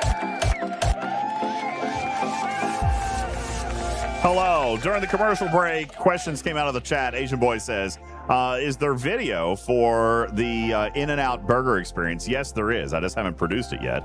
But there will be something that we put together there. We shot a little bit. It's not long. It'll be a short that we've got that we'll put out for you guys, and that will be released soon. I've got a lot of content that we're producing from that trip, so there is all kinds of stuff that we'll be putting out, and that is just not at the top of the priority list at this particular moment. But there was a video shot at In-N-Out, and yes, I loved the burger. The fries were all right, but they were okay. But the burger was pretty great. Yeah, that was my first In-N-Out experience, and it was pretty fantastic. Joining us at that dinner was also General Manager Connor, who joined us for dinner at In-N-Out, and that I think was his first In-N-Out experience as well. And it was, no, maybe not. I think he had one in Los Angeles before. I think, but he liked it enough to come with us, and it was my first In-N-Out experience. So, I mean, that was pretty good. Jimmy says, if you ever come up to Toronto, which we're going to, all right, you need to come to my restaurant. Oh, dude, I'll totally do that. You have good poutine? Do you have good poutine? Because I am dying for an amazing poutine. All right. Retrieving says In-N-Out burgers are amazing. Yeah, it was amazing. It was a truly amazing, great burger. Zach, thank you for your 30-month resub. Burton, thank you for your 26-month resub. You legends. Thank you so very much.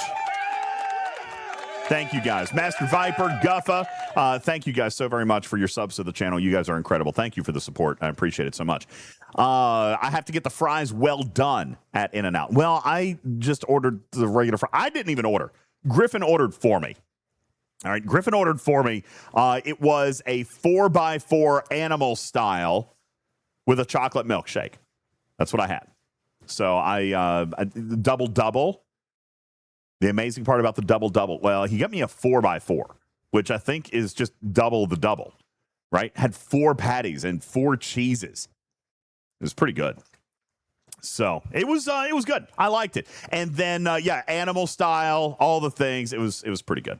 But yeah, the fries, I wasn't super enthralled with the fries, but the burger was fantastic. And the milkshake was pretty good. I like the milkshake. Guffa says too much meat to bread ratio. No such thing. No such thing. I thought the 4x4 was pretty daggone good. All right, I thought it was pretty fantastic. So there is that, and we do have some video, just a short video. It's only a couple of minutes that we'll post on that. As far as the other videos that are coming there, we have the VOD up with Jason Vinek. We also have a produced video through the Star Trek Museum as curated by Star Trek Fleet Command, and Beck Likes Plants will be presenting that. And then we also have the interview with Cam that is currently in production as well. And I'll get you guys an update on that as soon as I can. I have not spoken to the media team in the last 48 hours. It's been very, very busy in the game and in my real life. So I'll follow up on that before the end of the week and let you guys know an update on the timing for that. Anywho, in the meantime, I would like to turn the stage over to our mad scientist friend, Jules Verne. What I'm going to do is actually, before we do, Putz, do you want to go first? You want to go first, Putz? Or do you want Jules to go first? Jules, do you want to go first? Matter, whichever way you want to do it. Let Putz go. All I'm right. still doing work. Okay, there we go. So we have a graphic. Putz, are you prepared to teach on this so that we can make a video? This will be your first Talking Trek video presentation. Are you ready to go? We're going to make a video out of it. So I got to turn off the things. I'm going to turn off the alerts, turn off the overlays and all the things so that we can make a fantastic video. First of all, will you guys put your hands together? Can I see hearts in chat? All right, can I see super big motivation and kudos for Putz's very first teaching Trek feature presentation video? I'm very proud of him. Are you ready to go, Putz? You ready to go, Putz? Sure. Yeah. And his mic sounds amazing. How it goes. His mic sounds great. He's like, yeah, okay, I'll see how it goes. All right, here we go. So we're going to start the recording button. We start the recording button, and then you have a graphic for me as well, right? Is that the one that Tarpy sent? Yep, that's all Tarpy's work. I am just playing off of what she's done. So this is 100% her table. Okay, yeah. I'm going to pull it up and have it ready. So here we go. Okay, bam. How now, brown cow? How now, brown cow? That's how you prepare in the TV business. You guys have all seen it, right? Good evening. Welcome in. So. Off to cut. Start again. Cut. All right, here we go. Welcome into Teaching Trek, everybody. Appreciate you guys all being here. I'm UltimatDJz, joined tonight by Professor Putz, who's here to talk about the math of this new battle pass. Now that choice tokens have been returned, Putz, there's been a lot of questions from community. What is the shoe that needs to drop? What are we waiting for? What is the surprise? How did Scopely get us? Or did they, Putz? We're going to present it over and pass the mic over to Professor Putz. Talk to us about M93's new battle pass with choice tokens returned. Okay, so first off, pull up that graphic, and I want you to go to the upper right or upper left-hand corner where it says comparing M89 and M93 choice token quantities. Okay. So you will see in the upper left-hand corner of this graphic that compared from M89 to M93, the free path actually went down 51%. However, the $20, the only paid track, the elite track now, whether you pay $20 for the unlock or the special $100 pack for the unlock, actually went up by 22% in the number of tokens that you got. That actually looks terrible. So if you look at the total, looks terrible. It looks terrible. It looks completely terrible. You can see that we have an overall of minus 6% total on tokens, even if you did the paid track, and free to play gets hosed by 51%. Boo. Where's the Terrible. boo button? I need the boo button. Where is it? Where's the boo button?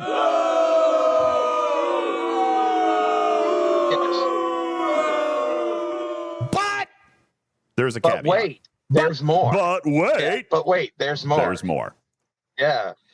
So follow the arrow, and it says, "Oh my gosh, this looks bad at first," but we must also factor in how much each bundle is.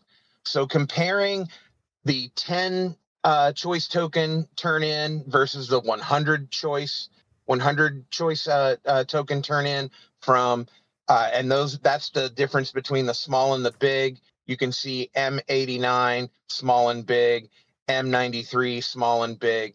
And now this chart right here is all based on an Op 71. So this is not my chart. This is what Tarpey has done with her data. Okay, so I got to give full credit there.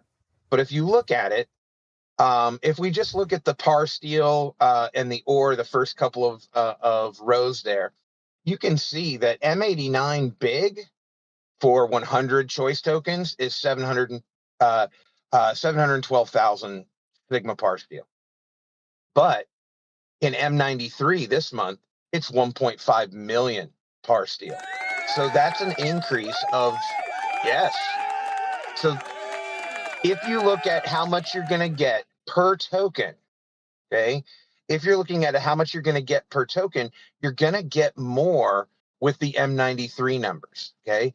So if we do all of the math, right, make a long story short, if you go follow the arrow again, keep going to the right, okay? These are the numbers just for par steel and ore, and we can compare what the free track is versus M89 and M93, and this will also look at the if you bought the battle pass M89, M93. Okay, so overall, the free track is pretty much similar, maybe just a little bit more. I would call it a wash. I would say that the free to play is not getting any more, maybe a little bit more, right? But they're not going down by 51%, right? Like they are actually kind of breaking even. Okay. But and now here is the kick. Look at these numbers right here. Look at M89 entire elite, 23 million versus 61 million for M93. Okay. All of these have gone up tremendously. So they injected a whole bunch of mats and resources, but they injected it pretty much predominantly into the paid track. Okay. If we come back over to the left and the bottom left, and we look at the trit and the dill and crystal and gas, you can see that some of these numbers, all of these numbers were getting more, but some of these were not getting twice as much. And we need about a 2 times more for it to break even. So like if you look at, for example, Sigma Trit, okay, it has a value of 1.66 for the difference. So if you are looking at free to play is going to go down in Trit. Basically, this last column, this delta column in that table, if that number is not 2 or bigger, then the free to play is going to lose out. Okay, you're going to be getting less than what you were getting in M89. Okay, all this is to come down to say this battle pass is absolutely the best thing that you could spend your money on in the game today, bar none. This may be the best value battle pass for $20 that has ever been brought to the game when you compare it to what you are getting in the free to play. So if we go back up to the upper left-hand corner and just relook at the initial numbers, okay? Free to play If we look at the ratio of free to play to elite, it was 2,000 to 3,300. So about a 130% more you got, maybe 140% more you got by spending. Okay. This month, 1,000 to 4,000. You are getting 400% more. Okay. Now, And that's it. And there's one other thing though that we're going to throw in here, which is a caveat, if you will, Putz. We talked about the Tritanium and Dill being a little bit less because they weren't at 2x on the Delta because of the reduced number of tokens. However, we do also have to keep in mind that we did, and while we say, hey, you're breaking even on steel, right? But we're losing a little bit on Trite. We're losing a little bit on Dill. That is true and accurate for the free track of the Battle Pass. Okay. However, what they did also tell us is that the free track of the Battle Pass plus the daily login calendar was going to equal 100% or greater. So you also have to factor in now that you have choice tokens in what you spend on. I would presume, and I'm going to ask Tarpy, I'm pretty sure, can you tell us the attribution? And I know we talk about this every single time we do choice versus, not choice. But can you tell us the attribution of how you designated which ones would be Trite, Steel, or Dill? So what I did here for this particular math is I literally took all of the tokens. And so the chart on the left does not look at the tokens themselves, like where you spend them. It's just looking at the bundles that you can spend them on. The right-hand side of the graphic is me just putting all of the tokens that you get towards par steel, just because that was just a way to show you that no matter how you cut it, that was still going to be more for G7. So it's just saying, okay, you can look at the elite or the entire free track for M89 and the entire free track for M93. And you get more in the free track of 93. But if you look at, oh my God, my cat chooses now. Yeah, I just got home. And if you look in the 93 elite track,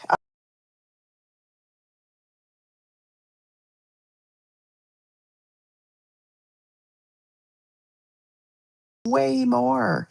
But still. Okay, so then coming back in and talking about the attribution of these tokens and what milestones they were used on, then you can also come back and check and see that the daily login calendar being added to the free track is definitely going to make up that delta. Because again, as shared with us at the very beginning, in M90, some of the free track resources were moved into the daily login calendar. So if you take the daily login calendar, and add that back into the free track, you are at or equal to the 100%, which is what they basically promised going back to M90. They did not, unfortunately, promise us it would be equivalent to M89 because they're still trying to make economy tweaks. It is going to be, however, equal to the total number of resources in M90 if you include the daily login calendar. And then, of course, this is also tracking with their goal, if you will, their stated goal of making the elite track irresistible is what Cameron Stewart wants to refer to it as. If you go and take a look at the $20 pack, as Putz says, it's the best $20 that money can buy in this game, and consistent with the goals that they're laying out at making the $20 pack irresistible. And then, of course, you also have the officer choice, or not officer choice, but the full epic officer unlock in this month's elite pass as well. Divine says no inflation. Yeah, no, the there definitely dollar was value, inflation for sure. Oh, Yeah, the dollar value here is off the charts, I think. I mean, I was trying to do the math for me at my level and looking, and I'm getting anywhere between, let's say, $700 and $900 worth of mats and resources, plus $130 or 130 shards of an officer, an epic officer. So that's whatever they put that as, plus 40 or 20 more shards of Cat Spock, plus all the other stuff in there. I mean, I would conservatively put the value of this pack for $20 for a G6 player. I would G7. conservatively put it. Well, I'm going to speak for a G6 player, right? For a G6 player, for me, it's probably worth $1,000 minimally. And I may break down. I wanted to say today that I may break down and buy this $20 pack. Which is exactly what they want. My first ever purchase. Yeah, which is exactly what they want, Putz.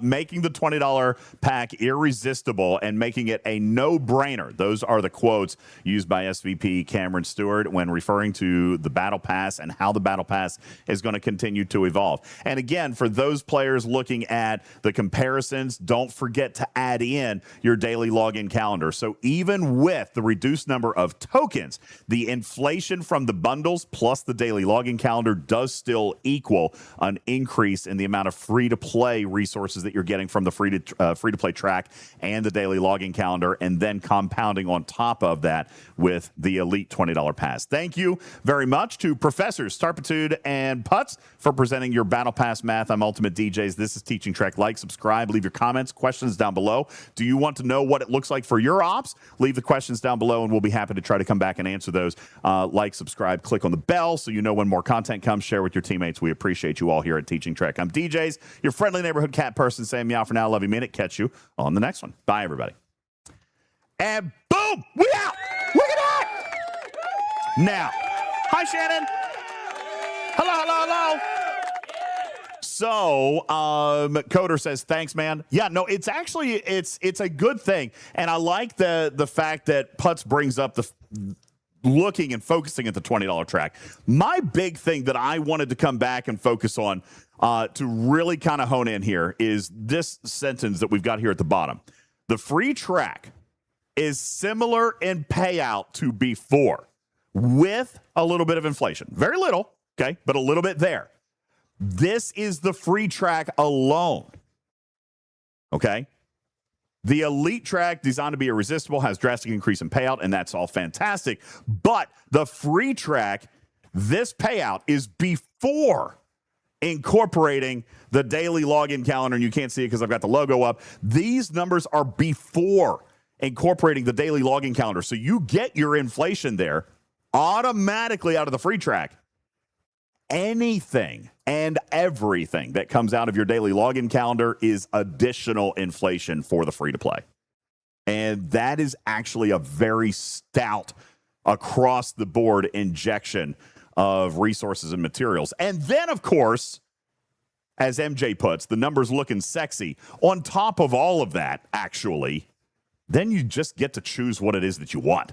All right, that has some special place in our heart as well. So it can be steel, it could be gas, it can be crystal, it could be whatever it is you want. It could be trite. All right, for me, it's probably going to be a lot of trite. I do like what Jules has suggested in the past. I would love trite and gas. I don't need dill. I don't need crystal. I need crystal, or I need trite, and I need gas. That's what I would like to see. G7 conversion tokens. Yeah, no doubt. Yeah, get that.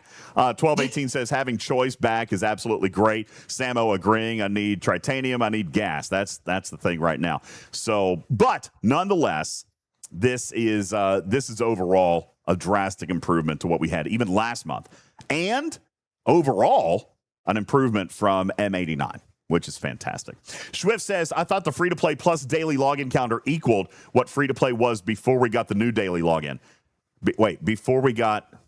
Free-to-play plus daily login equaled what free-to-play was before. No. So the daily login calendar did come with a little bit of injection, but not much. But if you remember, they moved stuff out of that, and Tarpy, that was where we originally found our 30% pay cut.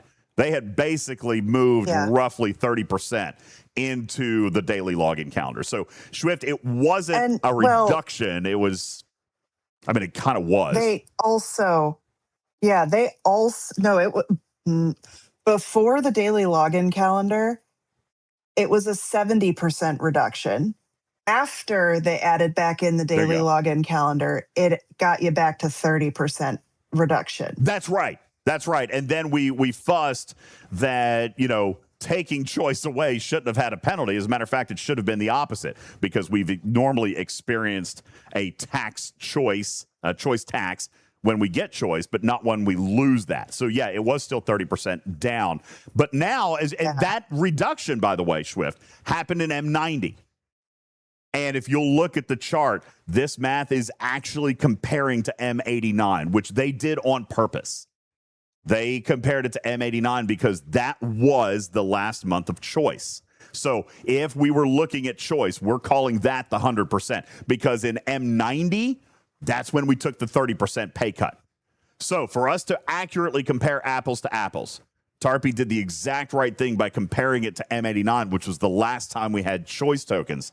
And even then, great month to new month, we can still see the inflation now that choice tokens are back. They've rewritten it, right? There's fewer tokens, but the bundles are bigger. So this is the last time you had choice tokens, and even that is an increase. So as compared to M90, this is a massive increase. But as compared to M89, it's still an inflation increase. And that was when you had choice tokens. Swift says, but look at the values that are less than 2. It's only true for par. You do get to choose, though. So you can put extra into trite. You can put extra into dill if you so choose. The only thing that I would say here, Putz, that they've probably imposed a slight restriction on is because the bundles are larger and the tokens are fewer, you're a little bit more invested per resource, right? So you can invest a little bit heavier in one versus the other, but it's not going to be, I mean, I guess you could still do 30-30-30. Now, 2 for 1, I will kind of disagree with that. You say only the number of tokens matter. Doesn't matter if the inflation was not 200%. All right, they rewrote the bundles also. That's like going back to when they changed the material spend events and changed the points and the milestones. You got to look at the end result. So the end result is going to be the resources that come out, and the increase is that inflation. The inflation wasn't 100%. If anything, I think it was probably 6 or 7% was the actual inflation. So as long as that relatively comes close to holding, it doesn't matter how you get there as long as that's the end result. All right. Retrieving says the inflation was only in the G7 totals, not for G6 and down, and that's what we're going to need to make sure and see. Putz just said that his was great. So, I want to see the data. We did data. We did it on G7. If we haven't seen all the bundles for G6, then we can't do it yet. So, anywho, let's flip over to, I'm going to flip over to Jules' screen. This will be not there. That will be here. And then turn off that and pop a logo back on. All right. So I'm going to come to my screen and we'll get ready to start. Jules, you ready to go? Yeah. All right. Fantastic. Good evening. Welcome back to Teaching Track. UltimatDJz here tonight with mad scientist Jules Verne. We're going to talk a little bit about the Raoul Reaver, the new Sigma Raider in Fleet Command. Obviously, it was delayed upon its launch. Lots of things changed and reinvented and re-released. Jules is here to tell you a little bit about some of the changes that were made and the math of the new Sigma Raider and whether or not it's worth it for you to look into. Turning it over now to Teaching Track's mad scientist, Jules Verne. Good evening, buddy. What's up? Welcome. Good evening. Good evening. I know you're very familiar with Raiders, both in Twitch and your game. So this is now your favorite ship, I presume. You'll be seeing it a lot. I'll be seeing it in my battle logs, I'm most certainly sure of. Yes, indeed. All right, so let's talk through the Raoul Reaver. First, I'm going to go through a few of the charts that are related to the Raoul Reaver refinery. They're not very long because this is not a specialty ship that came with a big long loop with lots of conversions and material conversions and sinks and all that stuff. No, this is just the existing bundles you're already used to, duplicated, and then added parts in order to get the ship. Now, first things first is this chart's pretty self-explanatory. It increases the amount of Sigma Tritanium, or Sigma dilithium tokens you get as you increase in ops. So just being a higher ops, you'll get an increase in tokens. You can see a large divide between G6 and G7. Additionally, as you go up in tier of the ship, you'll also see an increase in the amount of tokens you receive. However, the cost will remain the same for all of this, all ops and all tiers.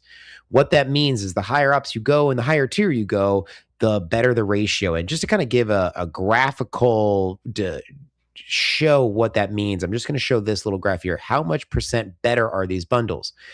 Existing is comparing to the existing Sigma resources that already exist. All right, that's this line here. And this shows the percent better. So even for an Ops 61, should you pull, if you own the Reaver, should you pull the tier 1 bundle or pull the existing other bundle? Well, if you can only afford one of these chests, you definitely do the Reaver chest, because even the very baseline, it is better. And it only gets better from there because that cost is fixed. As you go up in tier, that conversion ratio gets juicy and juicy and juicier. So if you do not have enough to do both chests, then I definitely would say defer all resources to your Reaver conversion. If you do have enough, then boom, you've got 2 different conversion charts that you can max pull.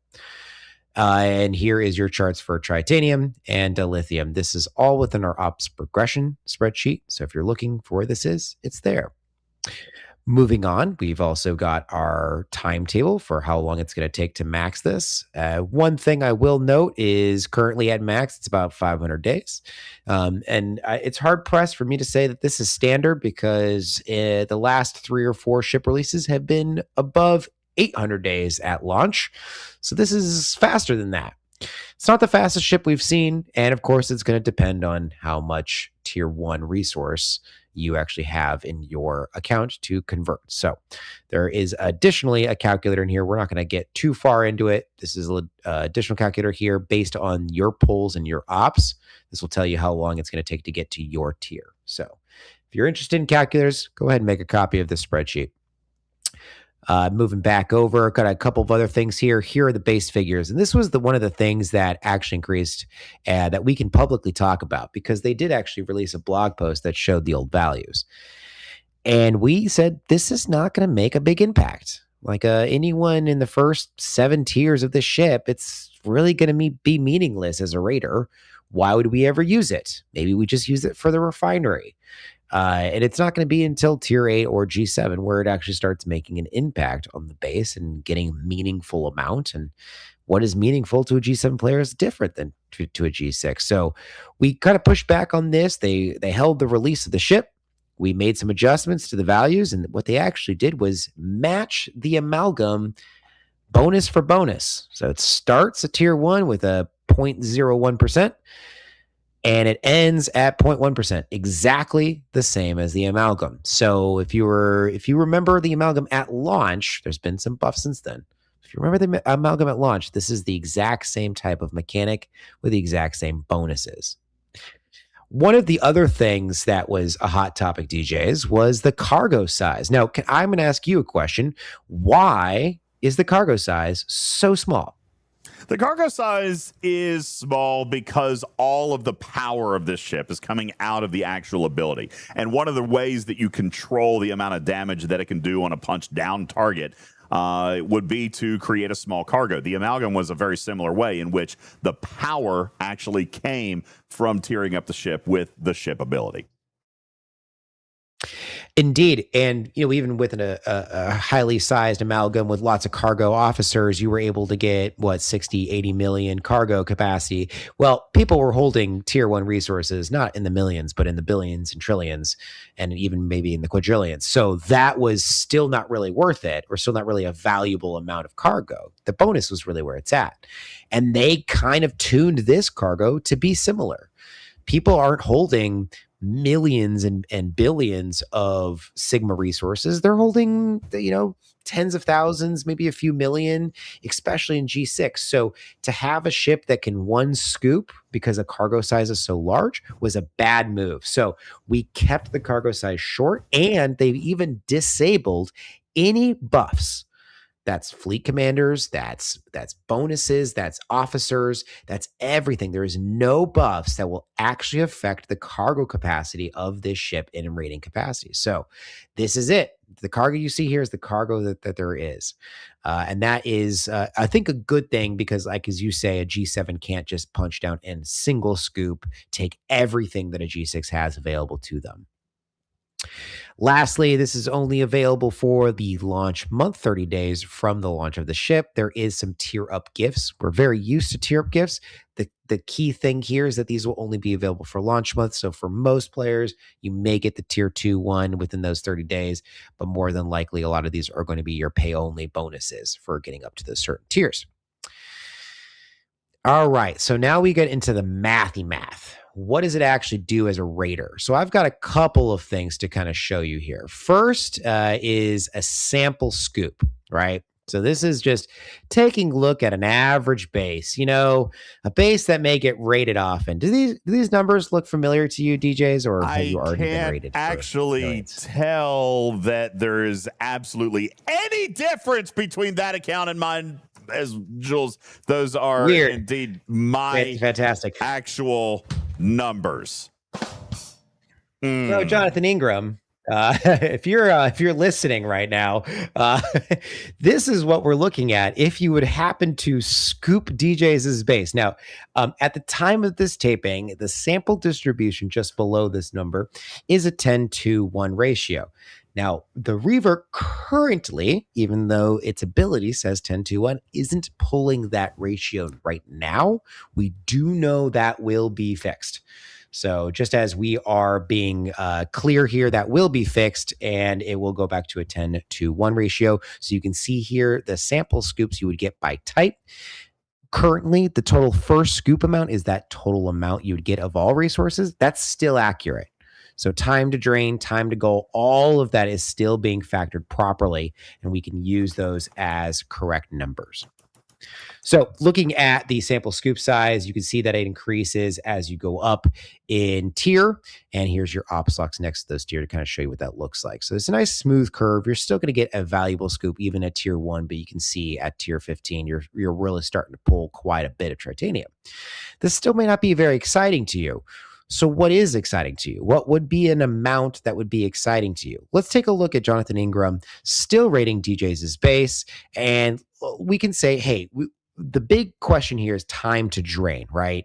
This is what everyone wants to talk about because they said, oh, it always took days and days to drain a base.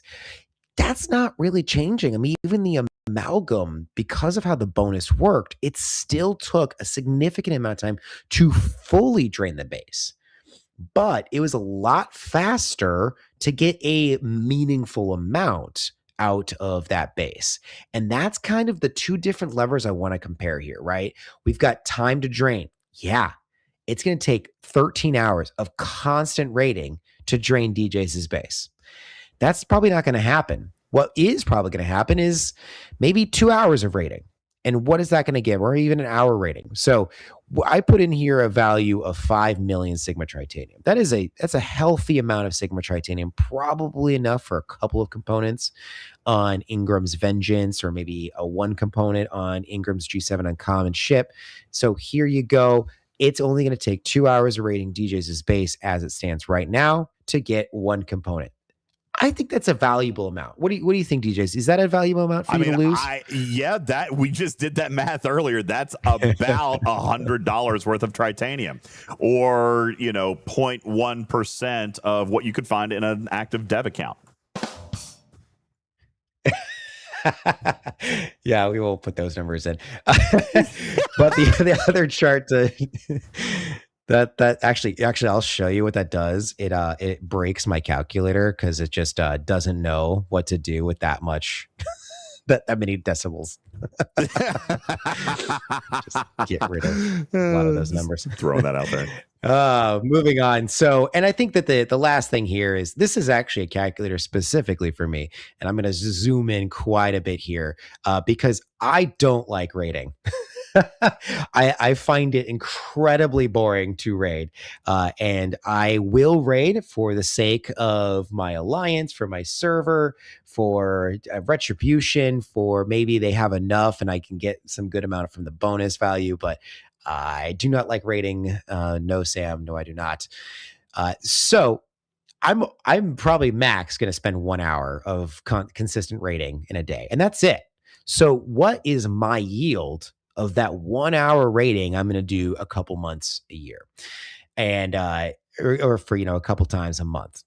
So if I go and raid your base for 1 hour, this is what I'm going to see here. I'm going to get nearly 15 million of your power steel, 3 million of tritanium, and some dilithium I don't really care about, but 20 million total resources, or 18% of your holdings in 1 hour.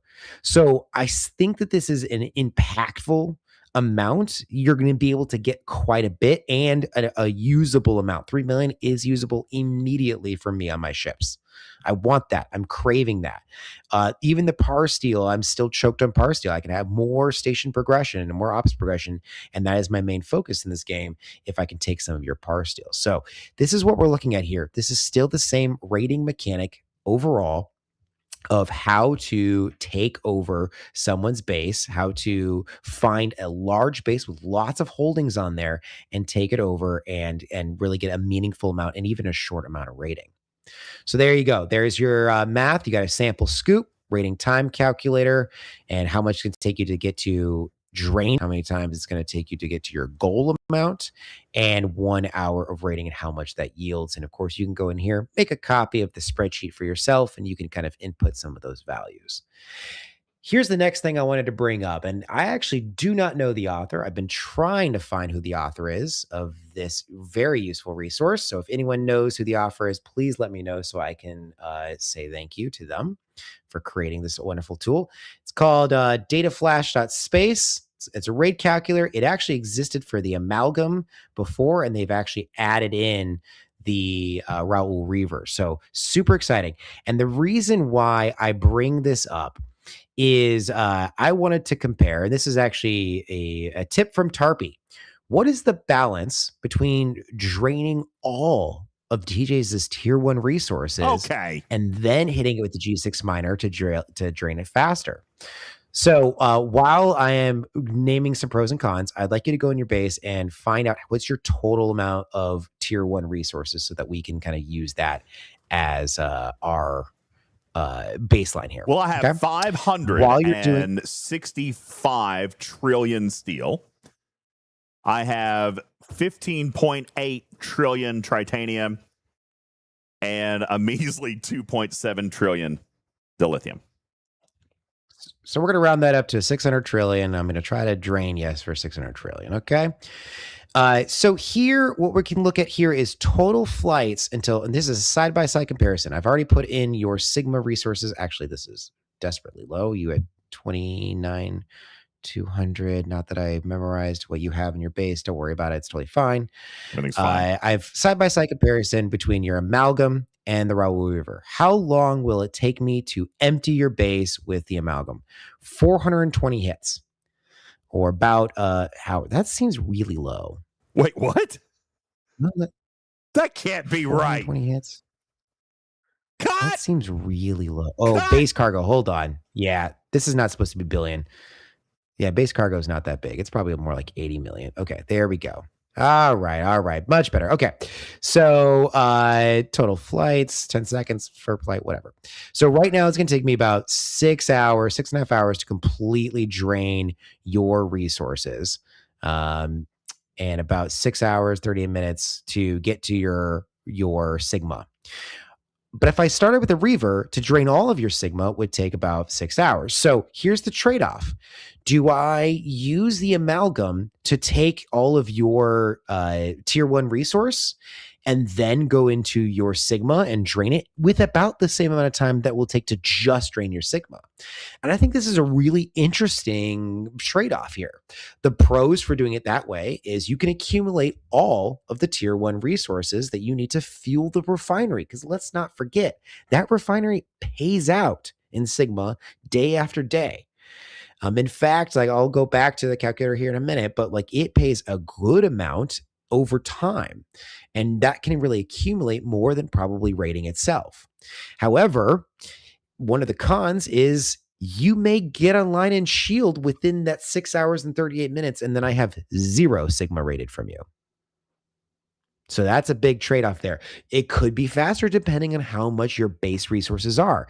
And as we have this new sink for tier 1 resources in the refinery, we're going to see these massive power steal walls start dropping precipitously. And we'll see people getting down to a point where maybe the Amalgam will drain it pretty quickly and get to that Sigma resources faster. The one thing that this is hands down going to be good for is quit raids. Right? The raids where, a player's done, they're gone, or they're going to be out of town for more than a week and they don't want to shield, and they say, hey, just take all my resources. Somebody else doesn't get it. Right. That's one of the more typical quit raids. Right. If they're going to be doing that and you're going to be, that you're going to be able to drain this base completely, then maybe going with the Amalgam is the better call, because you could take over that tier 1 resources. And then when you get to Sigma, it'll be pretty fast to drain that with your G6 minor or above. Does that make sense, DJs, to you about the pros and cons there? It definitely does. And I think that you're absolutely right in calling out the fact that you are still wanting to feed the refinery, as it's going to output Sigma tokens, a non-rateable resource to protect you further down the road. So is the Amalgam dead, Jules? Absolutely not. If anything, the Amalgam just got a breath of fresh air breathed into it as a result of the new Sigma Raider, the Raoul Reaver. Ladies and gentlemen, thank you to mad scientist Jules Verne for talking to us about the brand new ship and how it works, the math behind it, and what it's going to do for you in the game economy. Jules, was there anything you wanted to touch on in the refinery before we get ready to bounce on this teaching trick video? Nope, that was it. You start pulling this immediately when you obtain the Reaver. It's going to be good for you. There you go. The last thing I will say is sourcing for the ship will come through Alliance tournaments and through the Incursion store. So look out for those in those stores and start pulling those, because there is a cooldown. It will take a few runs to get there. There you go. Leave your questions, your comments down below. We'll have a link into the spreadsheet for you if you'd like to make your own copy of the raid calculator. And again, thank you very much for what was that, Raid Flash or Space? What was the website again? Data Flash. Dataflash.space. .space. Thank you guys so very much. Appreciate that. I'm UltimatDJz here from Mad Scientist Jules Verne here at Teaching Trek. Leave your questions, comments, like, subscribe, share with your team. Click on the bell. Do all the things. We appreciate it so very much. Live long and prosper. Thank you guys so very much. Me out for now. Love you, minute. Catch you on the next one. Good night, everybody. Boom shakalaka. And look at that. Great. Great. Now that you're done, I have an answer. Oh, shoot. Go ahead. I'm just my other speaker. What is happening? There I you have go. an answer about his the data flasher. I know who the owner is. Oh, Tasha yeah. Yar. Who is it? Is it really? Tasha Yar. Data Flash.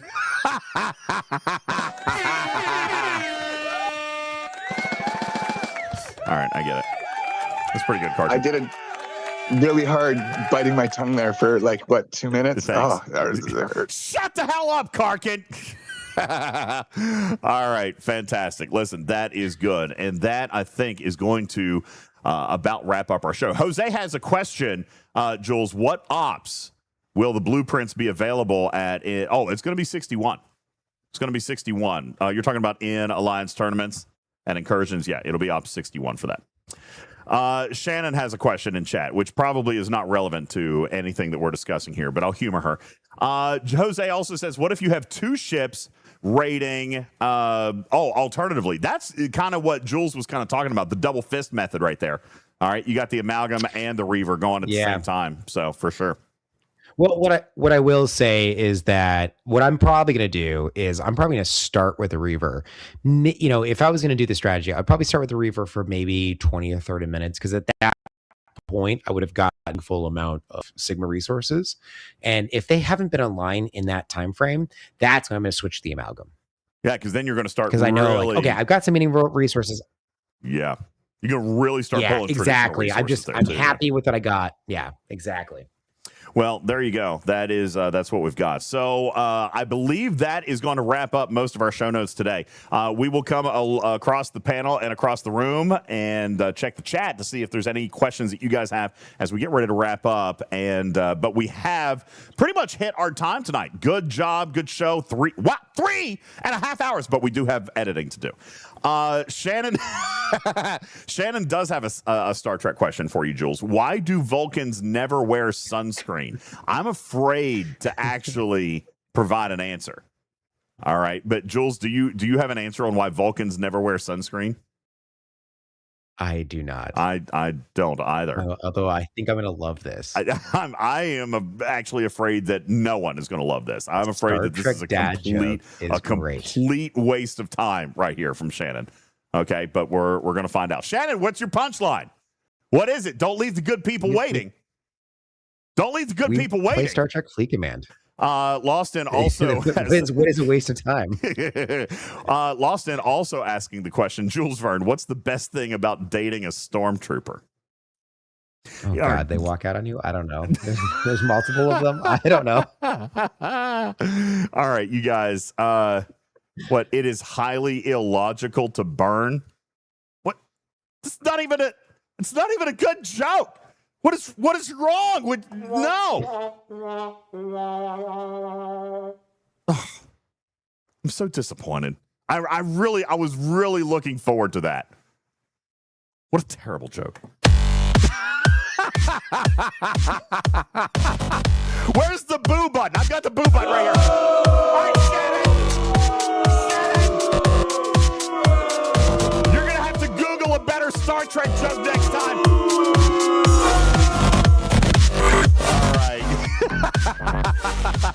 Thank you guys so very much. I appreciate you guys all being here. Thank you. Oh, yeah, the punchline is you can't actually date a stormtrooper.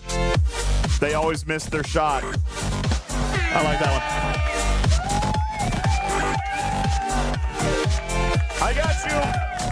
I got you. Seth, good evening. Why? Because we were recording a podcast. You know the rules. Good evening, everybody. Thank you so very much for being here. My name is UltimatDJz. Appreciate you guys all being here in our live studio audience. I'm going to have to replay the thing. For Seth. I'll do it right after the closing credits. Thank you guys so very much for being here. Listen, we invite you to visit our website at TalkingTrackSTFC.com, UltimatDJz.com for you to find the official rules on how to win a free cruise. Yes! We're giving away a free cruise! And you can check our website for the official rules and the address where you can send your free postcards and get free entries. But you can earn extra entries by supporting the channel through Primes, through subs, through Patreon, through YouTube memberships, and so much more. Thank you guys very much for doing that. The official rules at UltimatDJz.com. Where you can find links over to the YouTube, the Twitch, the Patreon channel, the Instagram, which I really need more motivation on actually trying to participate with. But nonetheless, that is the central for all things. And there's a blog post on there about how you can do that. So we appreciate you guys. Thank you so very much for participating in our bingos tonight as well. Lost in earning a free square for all of you guys with his massive contribution in subs and getting us to 75% towards our Go Wheel spin. We're so close. So close. Just a few hundred more subs and we're going to be able to spin that Go Wheel and visit someplace else across this great continent and do crazy things with Jules Verne and cookies. And it's always the good stuff. All right, guys, that's going to do it for us here at Talking Trek. My name is UltimatDJz, your friendly neighborhood cat person saying meow for now. Love you, mean it. On behalf of Jules Verne, Tarpey, Karkin Matters, and all of us here at Talking Trek, we appreciate you. Talking Trek is a registered trademark and recorded in front of a live studio audience for distribution across podcast platforms everywhere. You guys have a wonderful evening. We'll catch you on the next one. Good night, everybody.